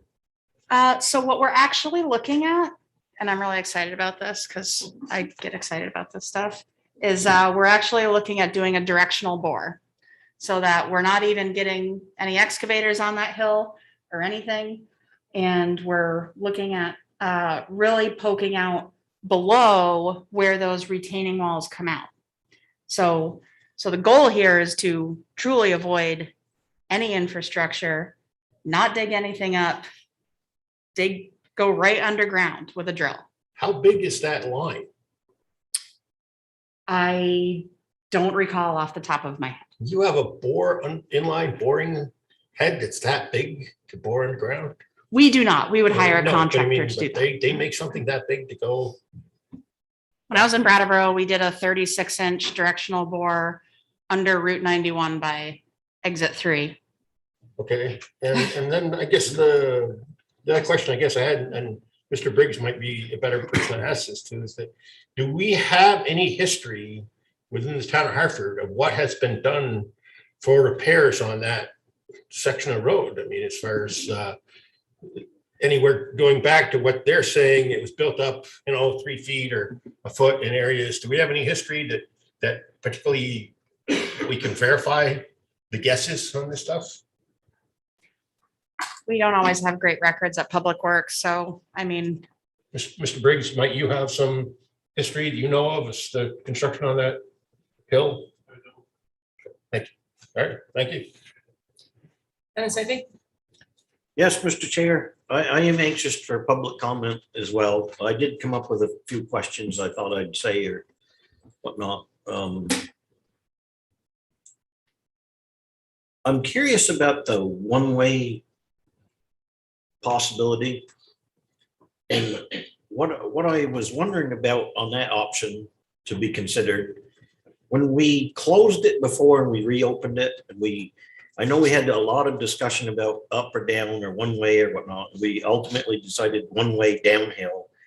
But I know the signal was brought up as a possibility back then, but I can't remember why we didn't do that. And so I don't know if you were here then. Okay, do you remember that? Why? I sure not? do. So there was a couple reasons there. And again, I'm glad I have this map up. So what adds a little bit of a complication here is that at the top of the hill, you have the Gates and Fairview intersection. And then when you come down here, we have the Maplewood and Gates intersection, which is very close to the Church Gates intersection here. So when I was working with a supplier who supplies temporary traffic lights for projects, they were not comfortable with what they had capable of providing a traffic system that was that complicated, that's temporary. Usually what you work with on these is like, you've got half of a bridge torn down and you're doing one-way alternating and you can even see to the other side. So if somebody's coming. So if the light fails, you can see what's happening.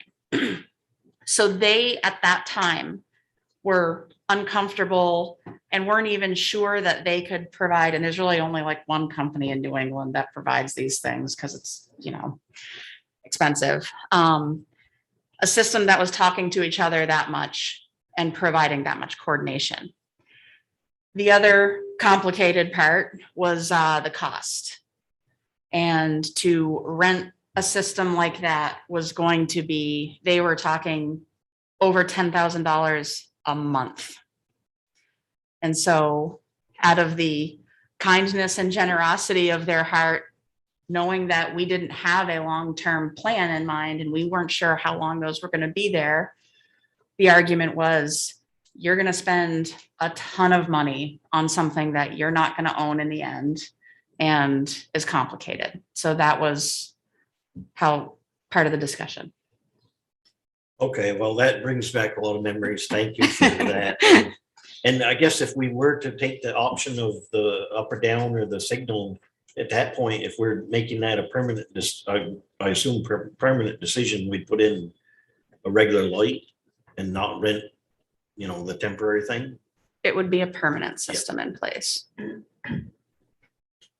So, as many members have heard me say, I'm usually thinking that I like to keep what we have, and we had 2 lanes beforehand, and so now we have no lanes. But this is really a citizen decision here in my mind, because we're representing, we're here for the public. So it's not necessarily my personal views on this. So I'm hoping to learn, and I'm hoping to hear from citizens for and against and why and so forth. And if it was mentioned before that it's moved 3 inches, I missed that. I hadn't known that. I do walk up and down this occasionally, quite occasionally, and it's definitely something settled, visibly, and when you walk it, instead of walking somewhat flat on the way down, it's slanted, so where it didn't used to be. So I'm not too surprised, but that is interesting, a 3-inch movement there.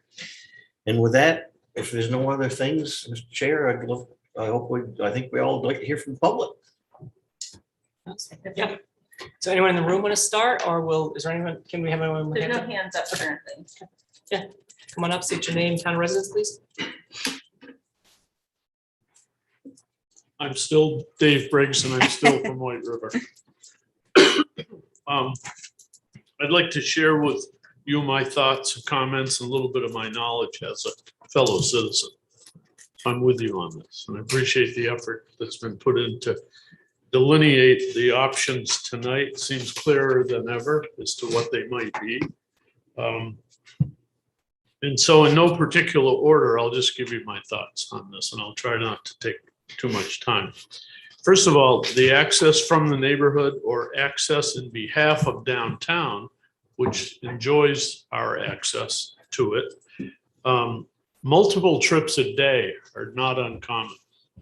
And when you change a pattern, it has a ripple effect that's complex in terms of your whole daily life pattern and how you approach all your errands. So over the course of a month, you find yourself adopting a whole new approach to, like, do I go to 12A first because I'm already downtown?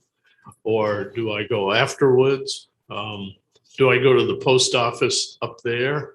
Or do I go to the bank down here? All of those things are tilted once you make the change that we've had to suffer. So I don't think that it's as simple as what earlier comment was made of only X cars a day. It's amazing how it's changed our life pattern. And of course, I'm self-employed and autonomous, so I can run home for lunch and things like that. Not everybody gets to do that, but I do hear from my neighbors that they also miss the spontaneity of going back and forth on moment's notice and not literally driving around the mountain to get to downtown. Comment about affordability and the debt capacity. I'm becoming more and more a student of this and hope to put more effort into it just because of my interest as a citizen. It's my impression that Hartford is not overtaxed with long-term debt, that we could maybe be more effective and more proactive, and I'll enjoy it in terms of the way we manage debt in the same way that we have to do it with our businesses or even with our home.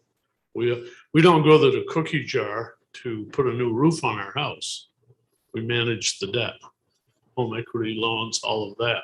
So it's the same thing here. And I very much appreciated the seminar that you brought forth not too long ago from the Vermont Bond Bank expert who looked, I thought, from what I heard, looked at Hartford's situation and said, you have capacity here.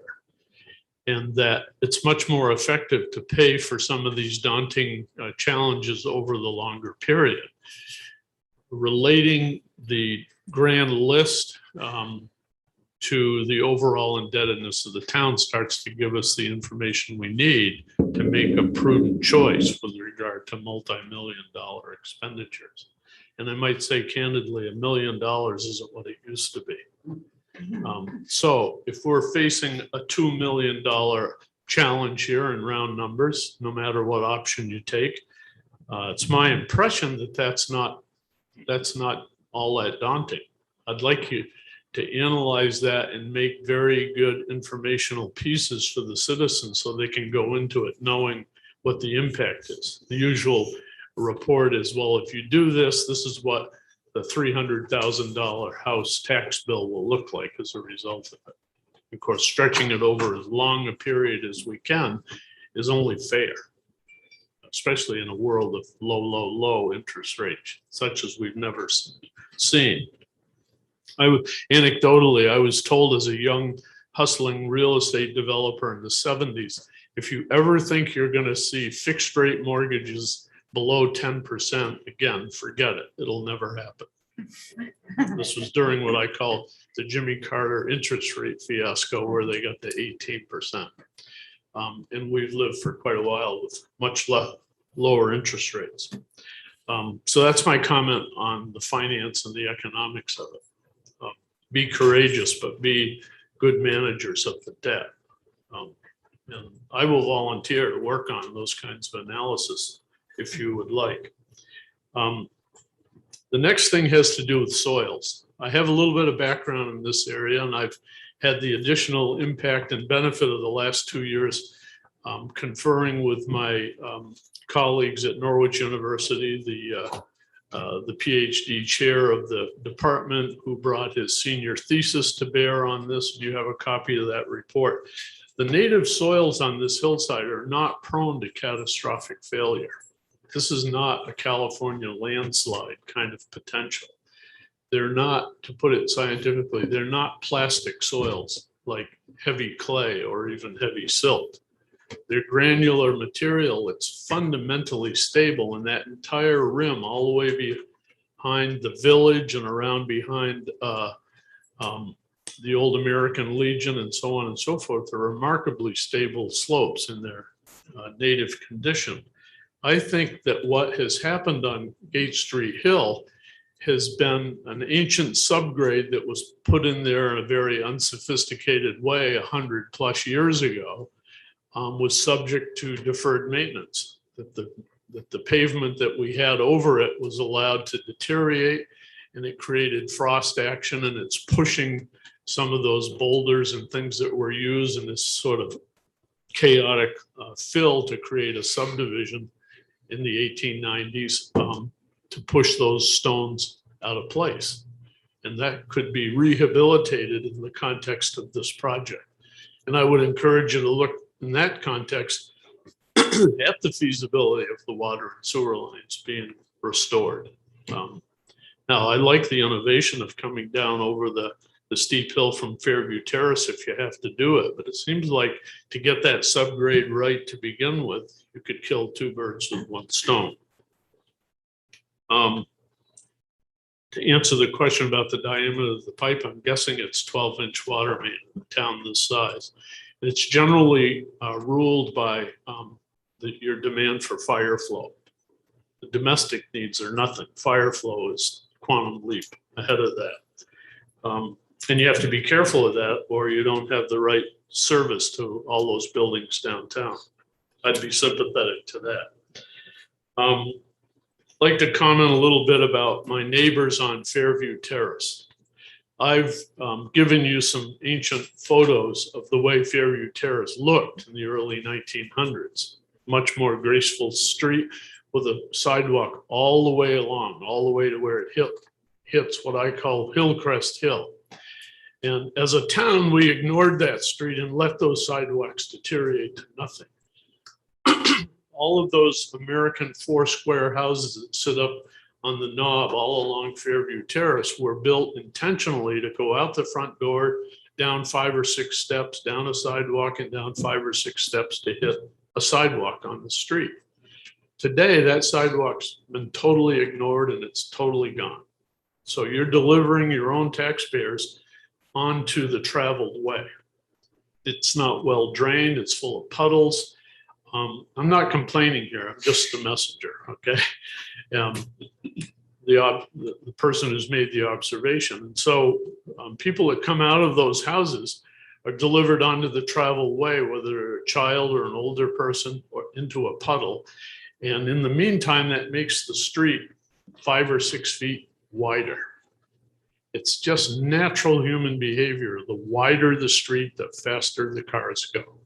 Now, we've inhibited that with the speed bumps, and I think those work, quite frankly. In fact, I'd like to see one more of them at the base of Hillcrest Terrace Hill, so that when you come out to take a left to go up onto Airport Road, that you know the cars coming down have already been inhibited and they can't come around that corner and wipe you out.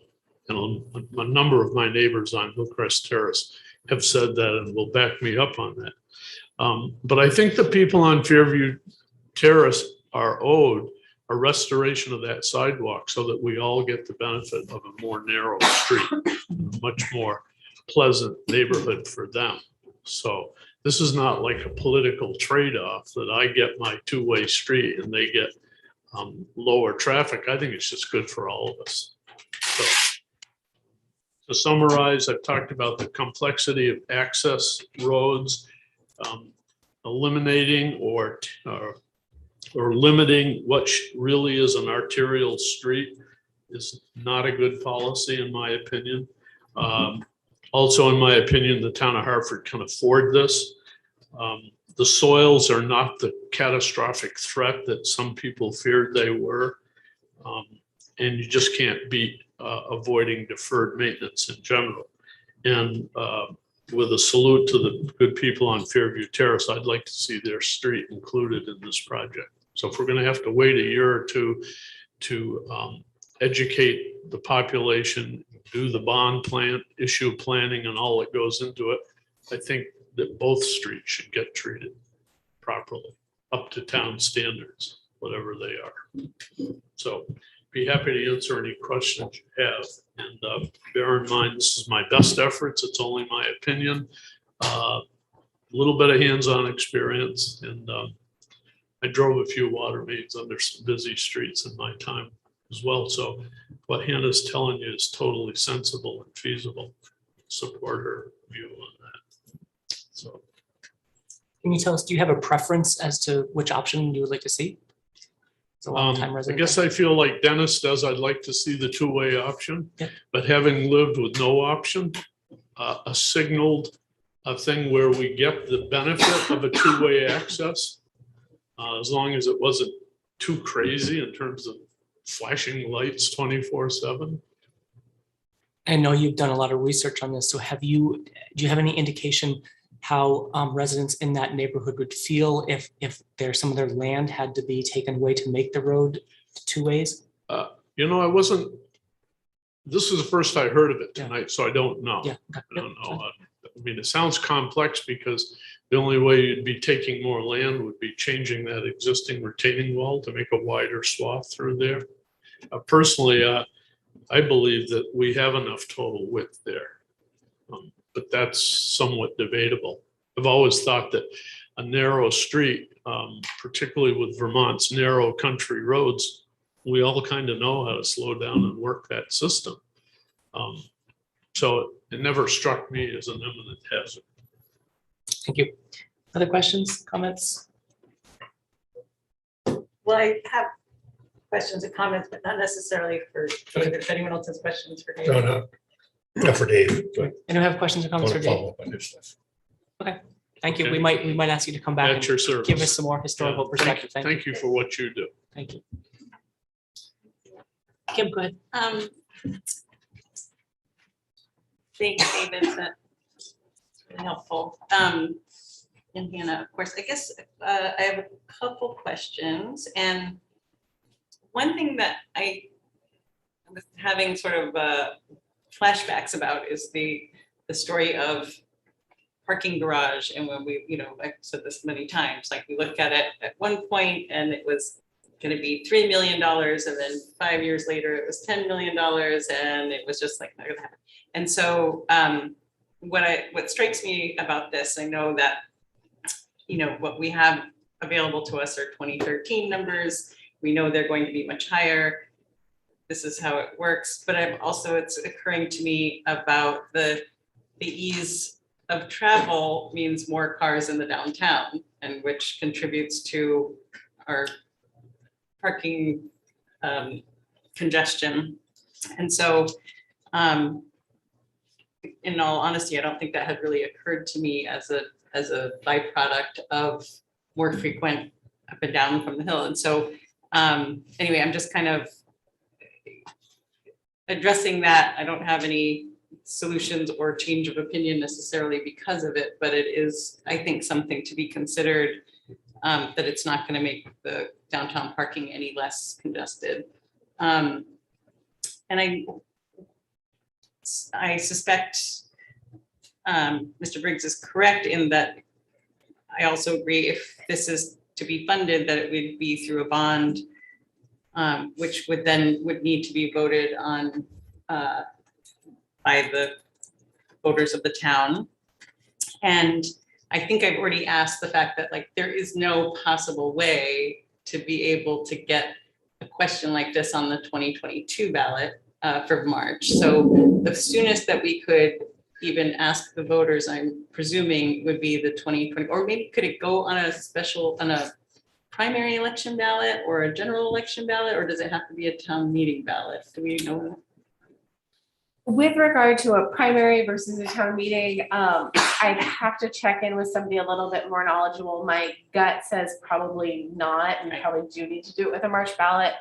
And to push this through would take a lot considering everything else we've got going on. Even to just hear from you all narrowing it down from 3 to 1 and costing that out and having a good baseline for a bond amount. That's a huge lift considering what else we've got going on just with me and Hannah and Lori in terms of South Main Street parking lot, all of those other things that we're trying to get ready for spring. So we have to clone ourselves, I think, to get that pushed through. So, and the reality is I mean, we're moving into the town meeting like warning process. Right. And for us to get to a point where, you know, I have the full endorsement of the select board with the option that they'd like to move with. And then to, you know, go through our procurement process to select an engineer to do that type of design work. The reality is with what I'm seeing with how long things are taking, and, you know, I hate to, you know, beat the drum about this, but, you know, with staffing shortages, even within our engineering companies, and now we're starting to float ARPA money into projects. They're getting pulled in a lot of directions. Optimistically, we would be looking at this time next year. If you guys told me something tonight, it would be next year before we had a final design in hand that I could put out to bid. Construction cost estimates are really one of the last things we get through the design process, just because that's when you have all your final quantities established and in place. So, I mean, that makes sense. I think I just wanted to have that out on the table that and so when you're saying we wouldn't even be to the point of an RFP for an engineer until this time next year, or no, or we wouldn't have the engineering done until this time next year. that's really optimistic. That's really optimistic. That's, yeah. But so if the goal were ambitiously to have a bond question on the 2023 town ballot, if we could get to that, I guess I'm curious as to like, is that kind of thought incorporated into, for example, if we're looking at the 2A fully reopened and it's optimistically completed by 2025, does that take into consideration that we can't even like confirm that we're going to do it until the voters approve something? So like still 2025 would be an optimistic completion. Okay. Yeah. So that potentially this construction season of 23, 24, 25 in that zone. Yep. And you know, I also genuinely agree with the idea that I know you've told us like how many thousands of dollars per foot of sidewalk costs, but I mean, I feel like if there is a way to incorporate a sidewalk project for Fairview in the engineering, I think I would also be interested in considering that.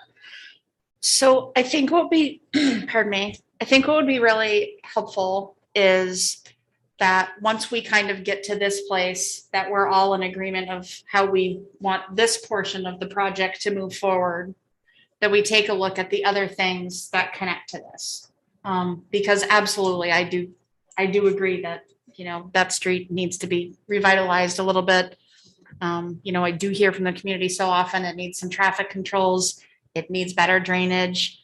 There are, within the report, there are other stabilization issues kind of outside of that immediate area that are much lower costs, but would factor into this project.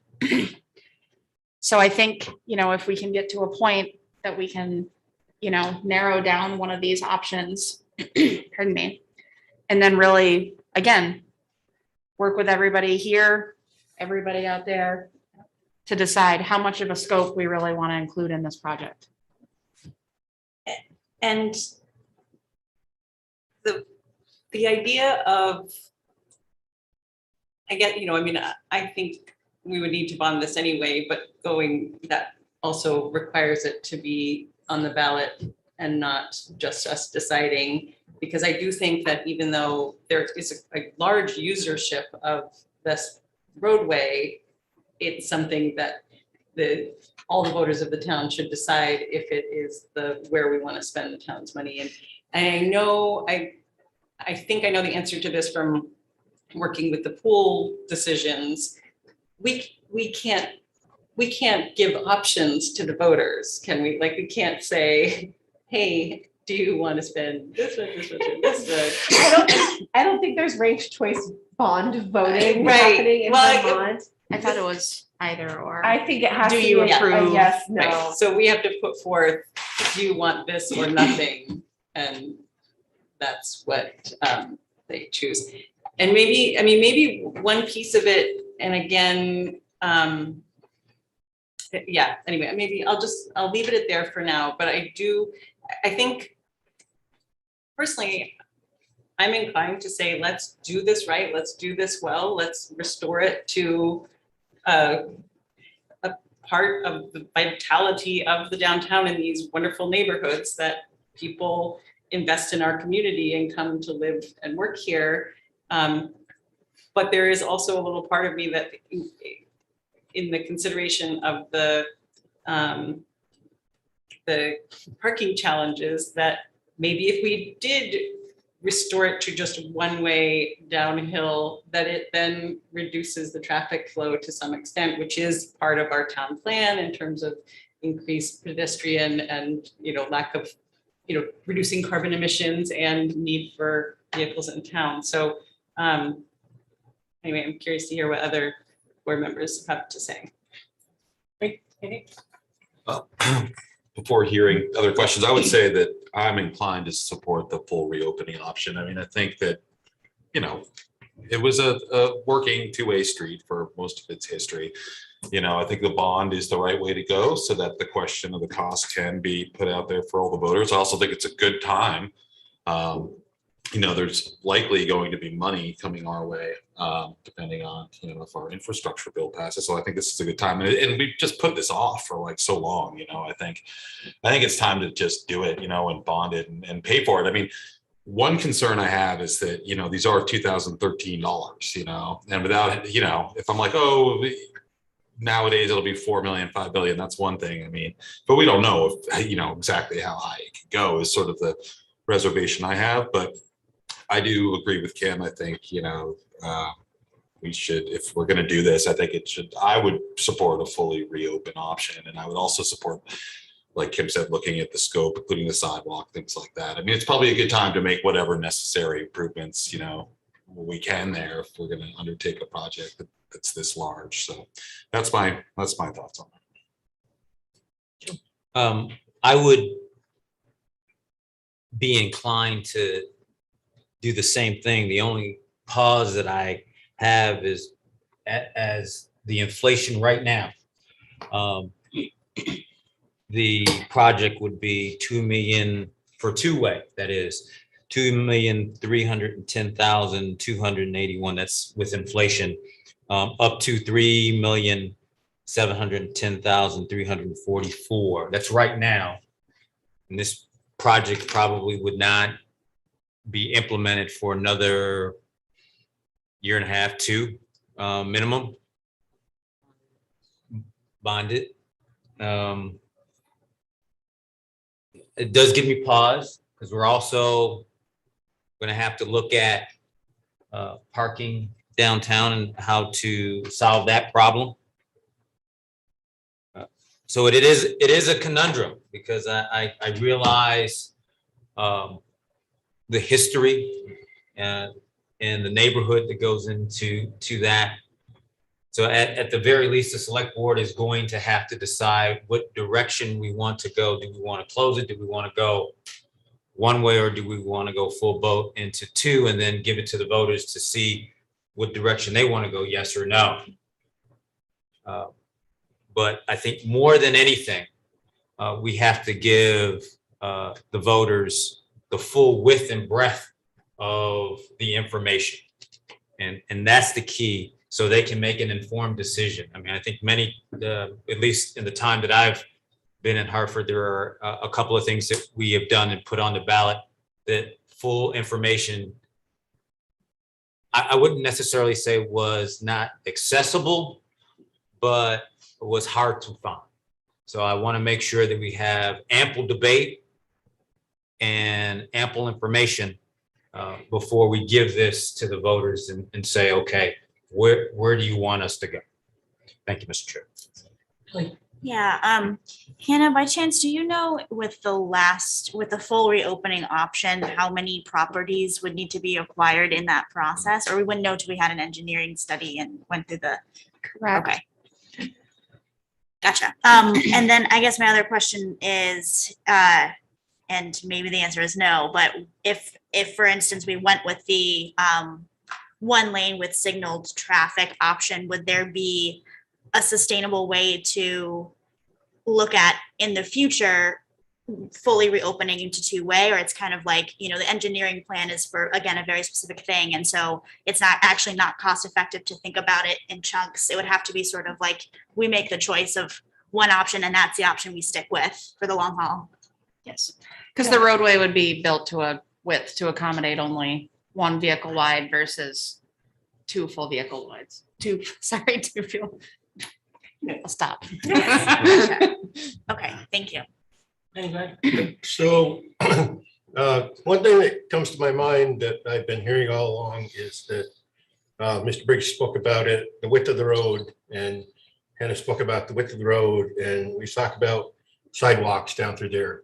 So one thing we haven't even talked about here is the idea of a sidewalk going along Fairview Terrace and coming down and back of the new, what's the name of that?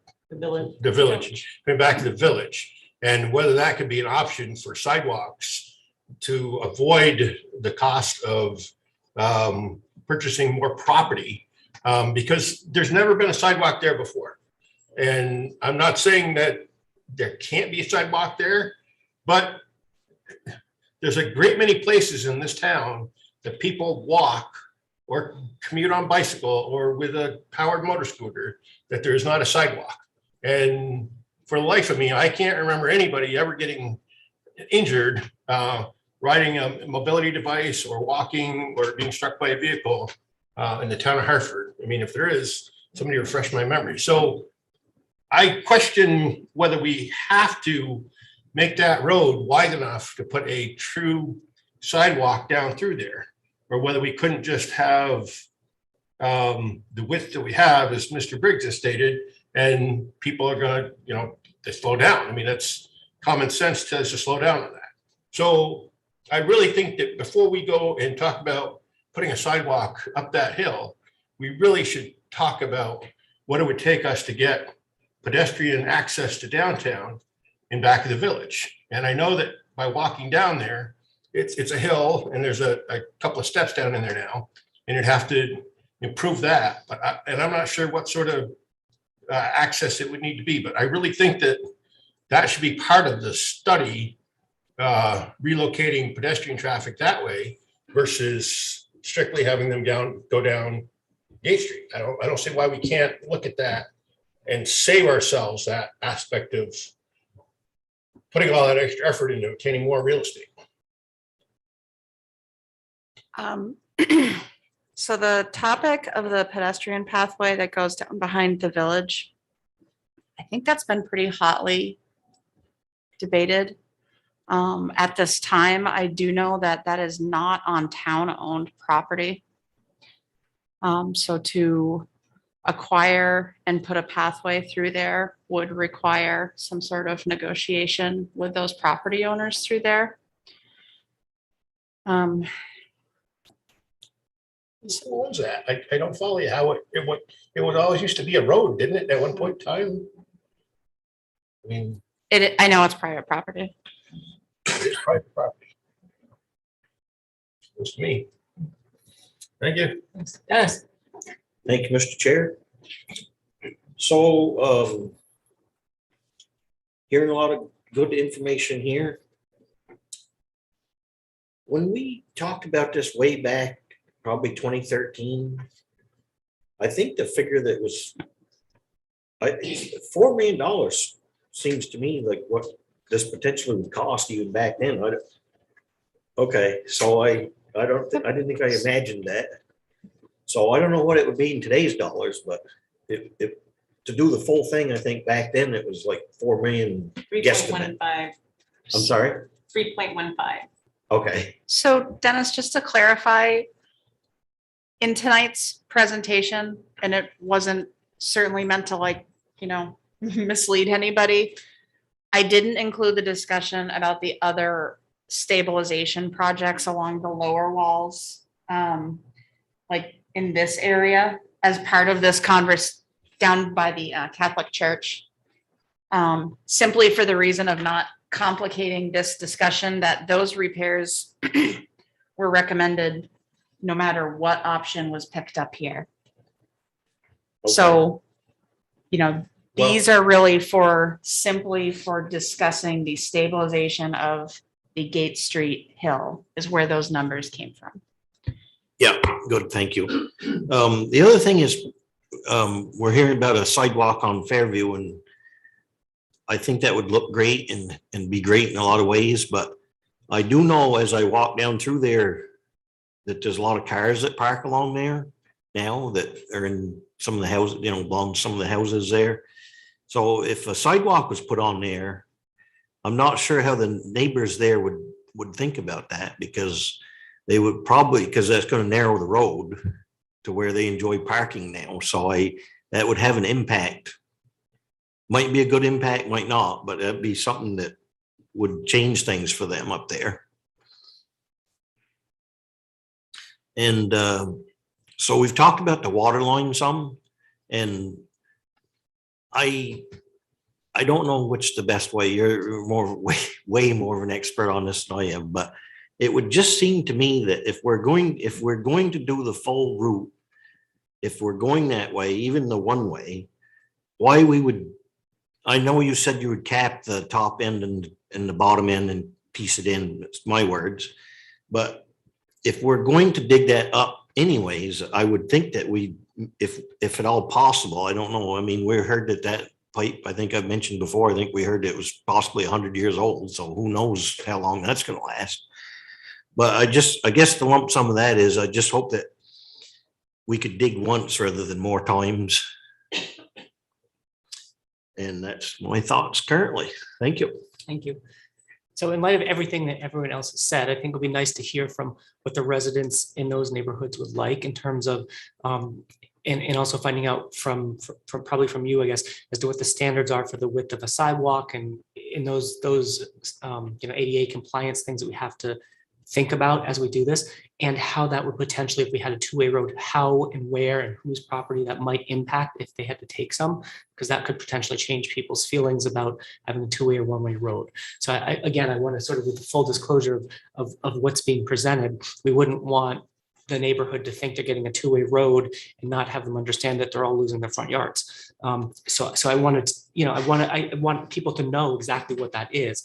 And to me, it makes sense to ask the people that live there first what their recommendation is, and then we present that to the town based on sort of what they feel might be the best option. That's my personal opinion. I'm sorry, David. Yeah, sure, good. We should probably talk about, because I'm not really sure what we can and can't talk about in terms of easements and stuff publicly before. Right. And this would be my first time doing eminent domain, so it definitely would be something that we would lean heavily on our legal counsel in terms of what we could or could not talk about. One consideration I could already think about is if we told somebody that the town was going to eminent domain their property, we are required to compensate them. They could take actions that could complicate that prematurely, and maybe we could falsely set off a panic. One of the things that I'm sorry, what was your second part of your question, Dan? In other words, I So- want to know if the standards are that the road has to be 30 feet wide and the sidewalk has to be 10 feet. And currently, right now, there's only 20 feet. Then we know that that's not an option without accessing some people's private land. So to have neighbors in that community realize that could happen, but also could be eliminated if you still want to have a front yard. So to just think about the standards of the sizes of the roads and the sidewalks and what the space is there currently, what would fit? Would everything fit without having to take anyone's land, or that's just kind of the question? So those options, it is actually in the report under the options. It discusses a lot about the options for, if you're utilizing this report as the gospel that we move forward with. It outlines specifically, road width, So likely. So I think we And need to bring I mean, that it's- out so it's not in this big, huge document, so people understand that, especially the neighbors, before they decide this is what we really want. And they're, oh my God, I didn't realize I was going to lose my front yard. I think we need to make that very clear in how we present it to people. And Dan, what I think I'm hearing from you too, and it's always a reminder, is that, you all hear from certain voices and I hear from certain voices, but there are voices in that community that maybe don't feel comfortable coming to a select board meeting, don't feel comfortable reaching out. So that's definitely time for us to consider that we're bringing everyone that would be affected to the table, not just those that feel comfortable reaching out to one of you or me or Hannah. And that's something that we'll need to give some thought to about if that's something you all want to move forward with more of a broad polling or reaching out of that community in a way that makes them feel comfortable in expressing their opinions. So we don't necessarily not bring everybody to the table. And again, I want to make sure we do it right and get all the information. So if we're putting in a sidewalk, does it mean we should, or do we have to have a bike path too? So that we don't find ourselves at the last minute trying to sneak something in that's a requirement that we weren't aware of. So, and just one last item I just want to touch on with, pardon me, with regards to this conversation is that, with the intent of remaining focused on the Gate Street portion of the hill, we would really have to, if we're not going, if there is some desire not to put a full pedestrian access sidewalk there, we would really have to evaluate all the ADA regulations. And especially if, we were lucky enough to happen upon some grant resources, grants are going to require that you include pedestrian access. So.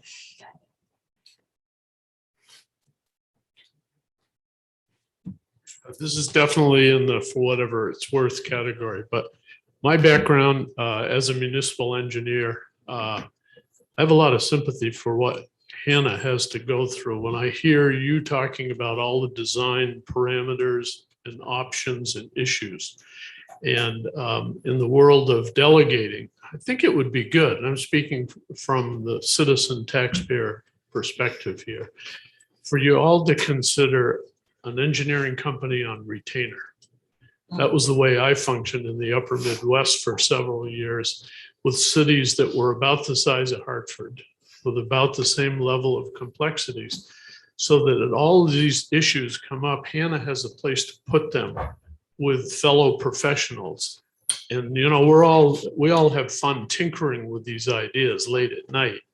And I think it's unfortunate when somebody who's more vocal or more persuasive at one of these meetings than somebody else, it starts to get a life that maybe isn't as well grounded as it would be in the hands of a bona fide professional. To give her the resources and not put it on staff. Don't take on more payroll and more staff. Use it as an outsource to a professional company that you all have decided you can work best with. Do an RFP from that standpoint. And the myriad number of questions that Hannah's having to assimilate from all the comments that are made tonight are for either good reasons or or power of persuasion or political energies or whatever, that she has a professional resource to go to that's not just us. I think that would be dollars well spent. I don't know how Hannah feels about it, but if I was in her shoes, I would like that. Thank you. Kim, go ahead. Does a one-way with a pedestrian walkway preclude having to acquire any property?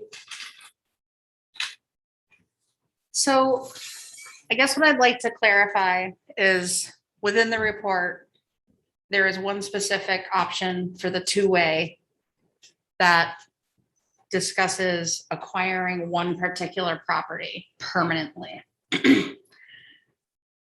It's just for the portion from Maplewood to Gates. Yeah. I mean, not Fairview. We would likely require construction easements as well. So I just want to be clear that there's kind of two things that we're talking about here. In terms of if, one, were you saying that the signal option? Well, frankly, I cannot, I don't like the signal option. I like a one-way option. I can be persuaded, but I mean, all I can see is like, if this roadway is used enough to justify spending $5 million or whatever it's going to cost to upgrade it, there's going to be enough traffic that I feel like there will be cars backed up blocking driveways and blocking Church Street. Anyway, I'm not fond of the signal idea, but I could be persuaded. Yes, but one way with a walkway, does that affect the width as much that it would make that not necessary? So the two options that discuss the permanent property taking are on page 9, options 2 and 3. Was doing that.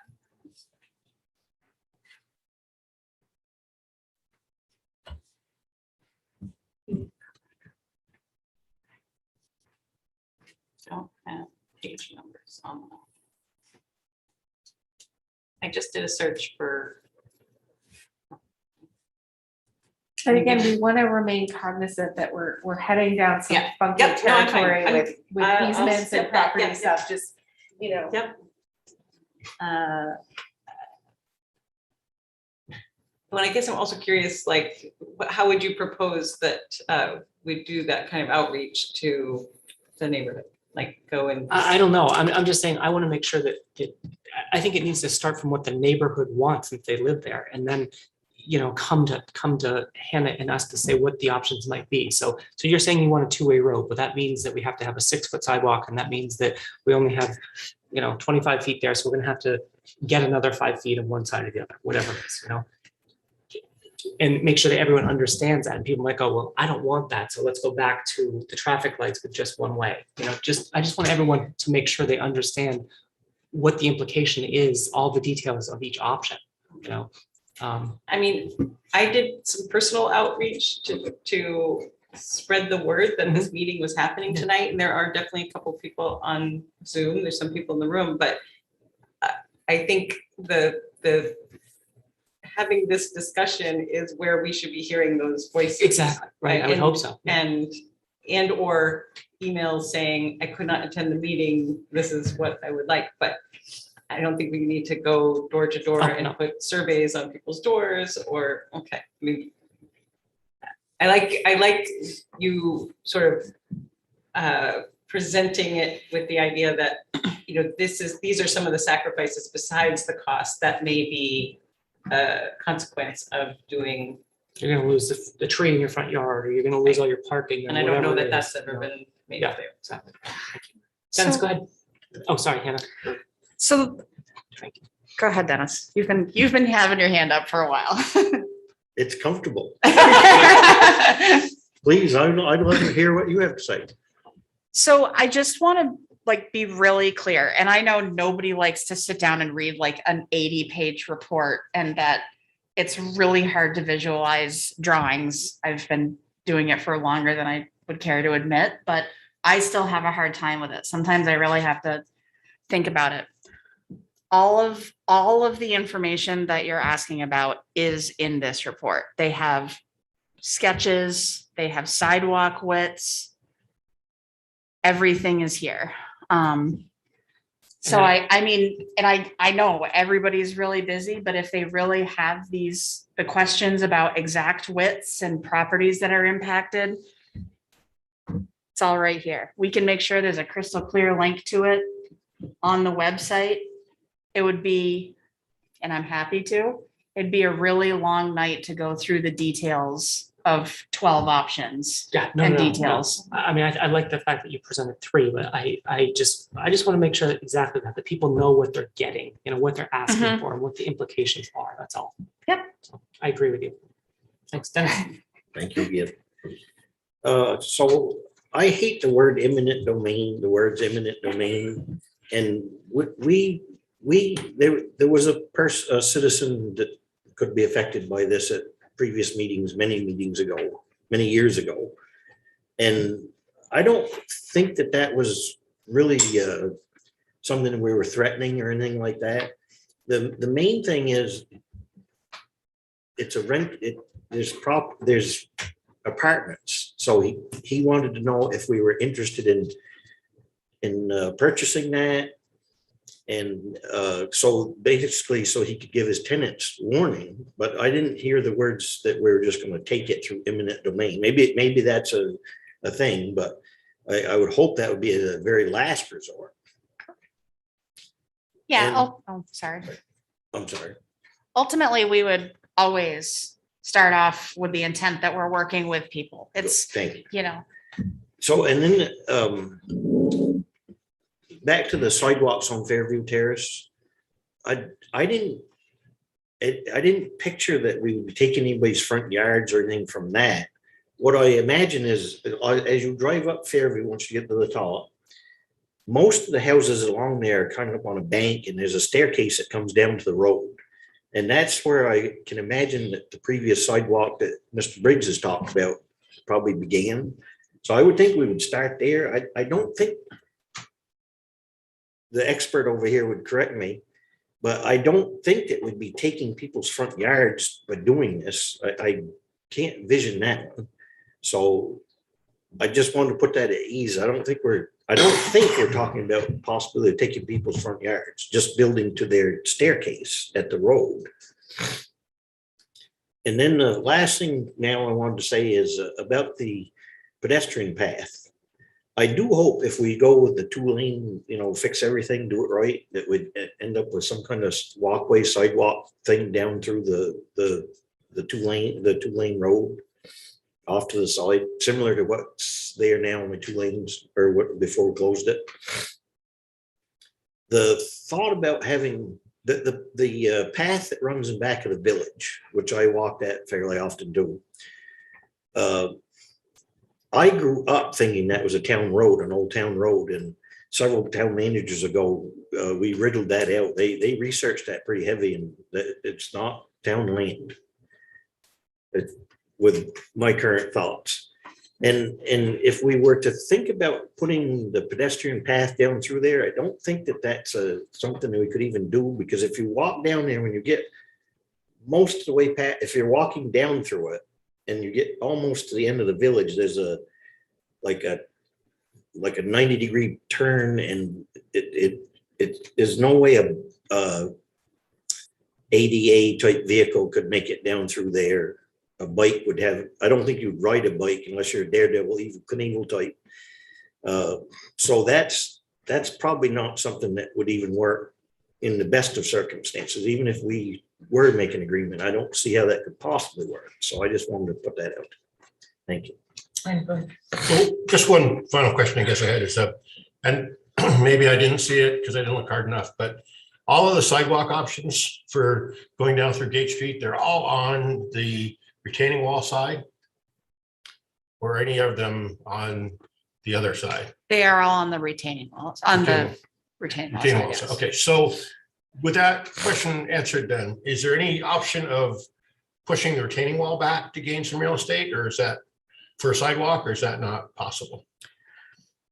I really only had these options that I'm presenting, and Yeah, I just they didn't know have if, different widths based on the type of construction process used. So the option, if I'm hearing you correctly, of putting a sidewalk down in there means leaving retaining wall or a new retaining wall, basically where it currently is, and adding the road to go further out towards the Maplewood Terrace side of things. Not Maplewood, sorry. So the intent would be that the uphill wall Yes. would stay where it is. Right. And that this side would be reconstructed in some manner to provide for, you know, a new retaining wall and a sidewalk. And how far is the actual wall from that residence? I don't know the exact measurement. Okay. Sorry. You can ask. No, it's a question I thought you might have the answer for, so, sorry. I think it's more complex than any of us realized. So thank you. We try to not trespass on people's property unless we're feeling like we have to, and those folks are very kind, but they often wonder what me and Hannah and Jeremy are doing in our high vis vests, poking guardrails. Other questions or comments? I feel like we're still kicking the can. I think we got a lot of information tonight, and I think the people that are here got a lot of information and can take it back and sleep on it and talk to their friends and neighbors and people watching in the public, et cetera. And, you know, I think this is So great. when do we make the next move? Good question. Hannah, when do you need action from us? I'm back because everybody wanted to see continued motion and progress on this. So, I mean, me waving my magic wand, but also understanding how complex this is, not only to the neighborhood, but to all of our residents in town. It would, while we do have funds encumbered this year that we could use towards design, it would be nice to get an RFP out soon-ish, whatever that vague term means, with at a minimum, one of those options that we've selected, and work with a firm to potentially keep on track, knowing that it'll take a minimum of a year to come to a final design. So we could possibly bond in the next, not this upcoming town meeting, but the town meeting cycle afterwards. So by the end of January, is that too long, too soon? I mean, just, you know, I have no idea like what. You know, I mean, to I work think, backwards. honestly, I think Tracy and I had been talking about mid-December, but again, I know this is a big decision, but waiting longer is really not gonna make an easier decision. We all know that with the ongoing supply chain constraints and the labor constraints and ARPA money coming in and all of those sorts of things, that we are needing to get in line earlier. We're needing to get those RFPs out earlier to hopefully hook a contractor to get in line to get all of those things settled. We also have been discussing internally that with the inflation rate and the higher cost of building materials, like getting an RFP and getting with a contractor, they can begin procuring the materials as they see dips in costing. So we're all starting to feel a little bit of a push about getting our best bang for our buck and also getting in line to get the skilled people we need to do the projects that we need. We're trying to beat out everybody else in the Upper Valley on a few things. I think that's what we need. Give us a ballpark. Kenny and Joe. Anyone else in the room from the neighborhood care to comment? Nancy Howe, White River. I want to echo everything that Dave has said, but I also want to add to the fact we've talked about the neighborhood up there. And I think it's easy to think of it just being Fairview Terrace and Gate Street, but not to forget there's a fairly huge area up there. And we've added a lot of Twin Pines have added housing up there. There's more housing to come. And right now, there's only 3 ways out of that entire area. And if one of them is pushing traffic down through White River Junction, the other is up on the Sykes Avenue through the rotaries, which in peak traffic can get pretty congested. And the third one is winding through a small neighborhood. So I think egress is particularly, from my perspective, is, especially if there should be any kind of an emergency, I think to consider that entire neighborhood and the ways that they can get out of that area would be an important thing to consider.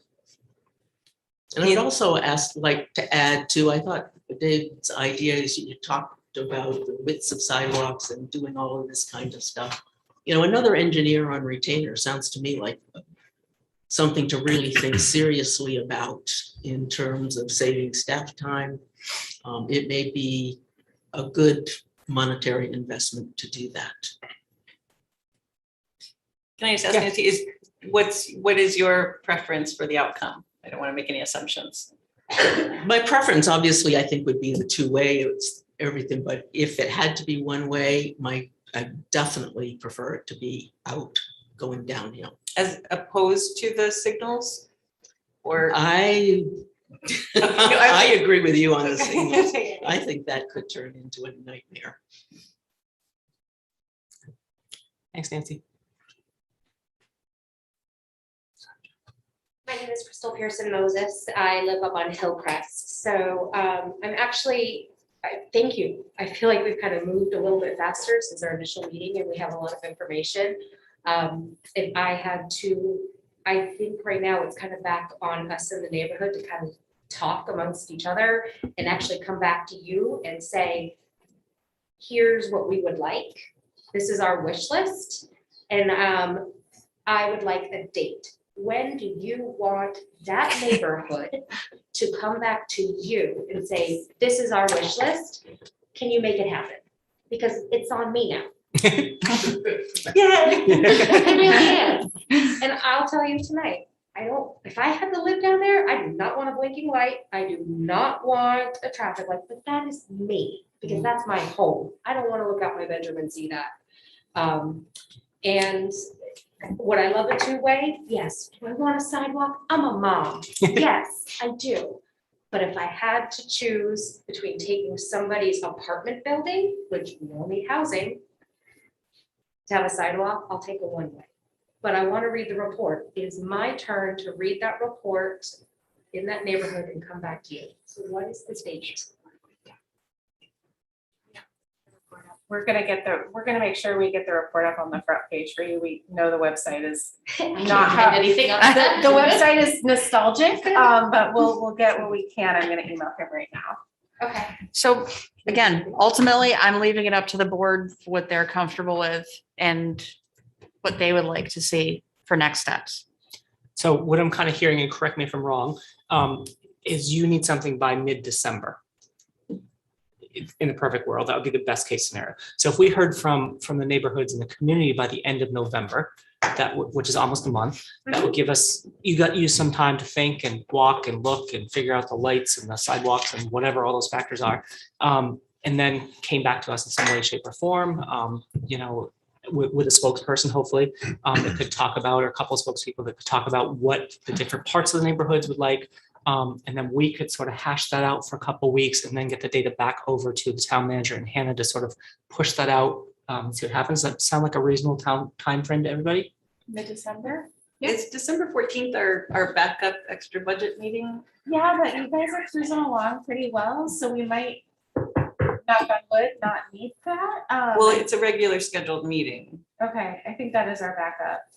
but so that could be a date to shoot for, maybe getting it on the agenda. December 14th. Hearing from you by the end of the month, so we would have Okay. it, we'd be able to discuss it and then get it back to the Okay, town manager and the public works director. so we can set our timeline around before Thanksgiving. We really need to sit amongst each other and talk.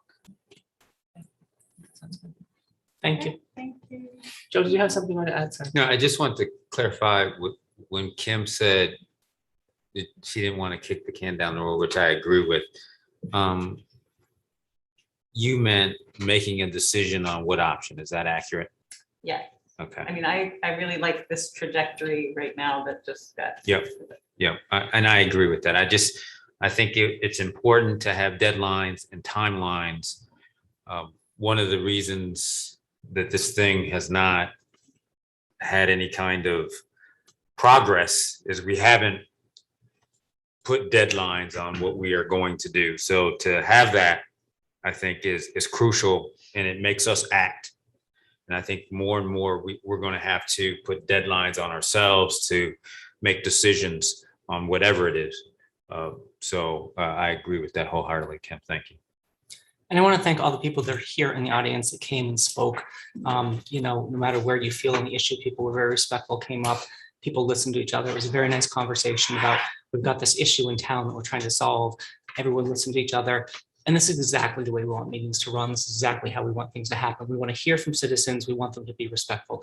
We all have our different perspectives on things, but we hopefully will move forward in a way that reflects the greatest interest and the best thing for the town. So thank you for modeling that for all of us and for everyone out there to see how you can move a contentious issue forward in a positive way and be respectful. So thank you.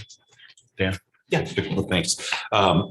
I just wanted to say, I'm fine with this, taking this up again in early December. I will just note, tonight, I didn't hear anyone supporting keeping it closed or really the signal option. So, I think, from what I can tell, there's a sense of where we're going with this. And I would look forward to hearing from all the neighbors up there about their thoughts on it. So.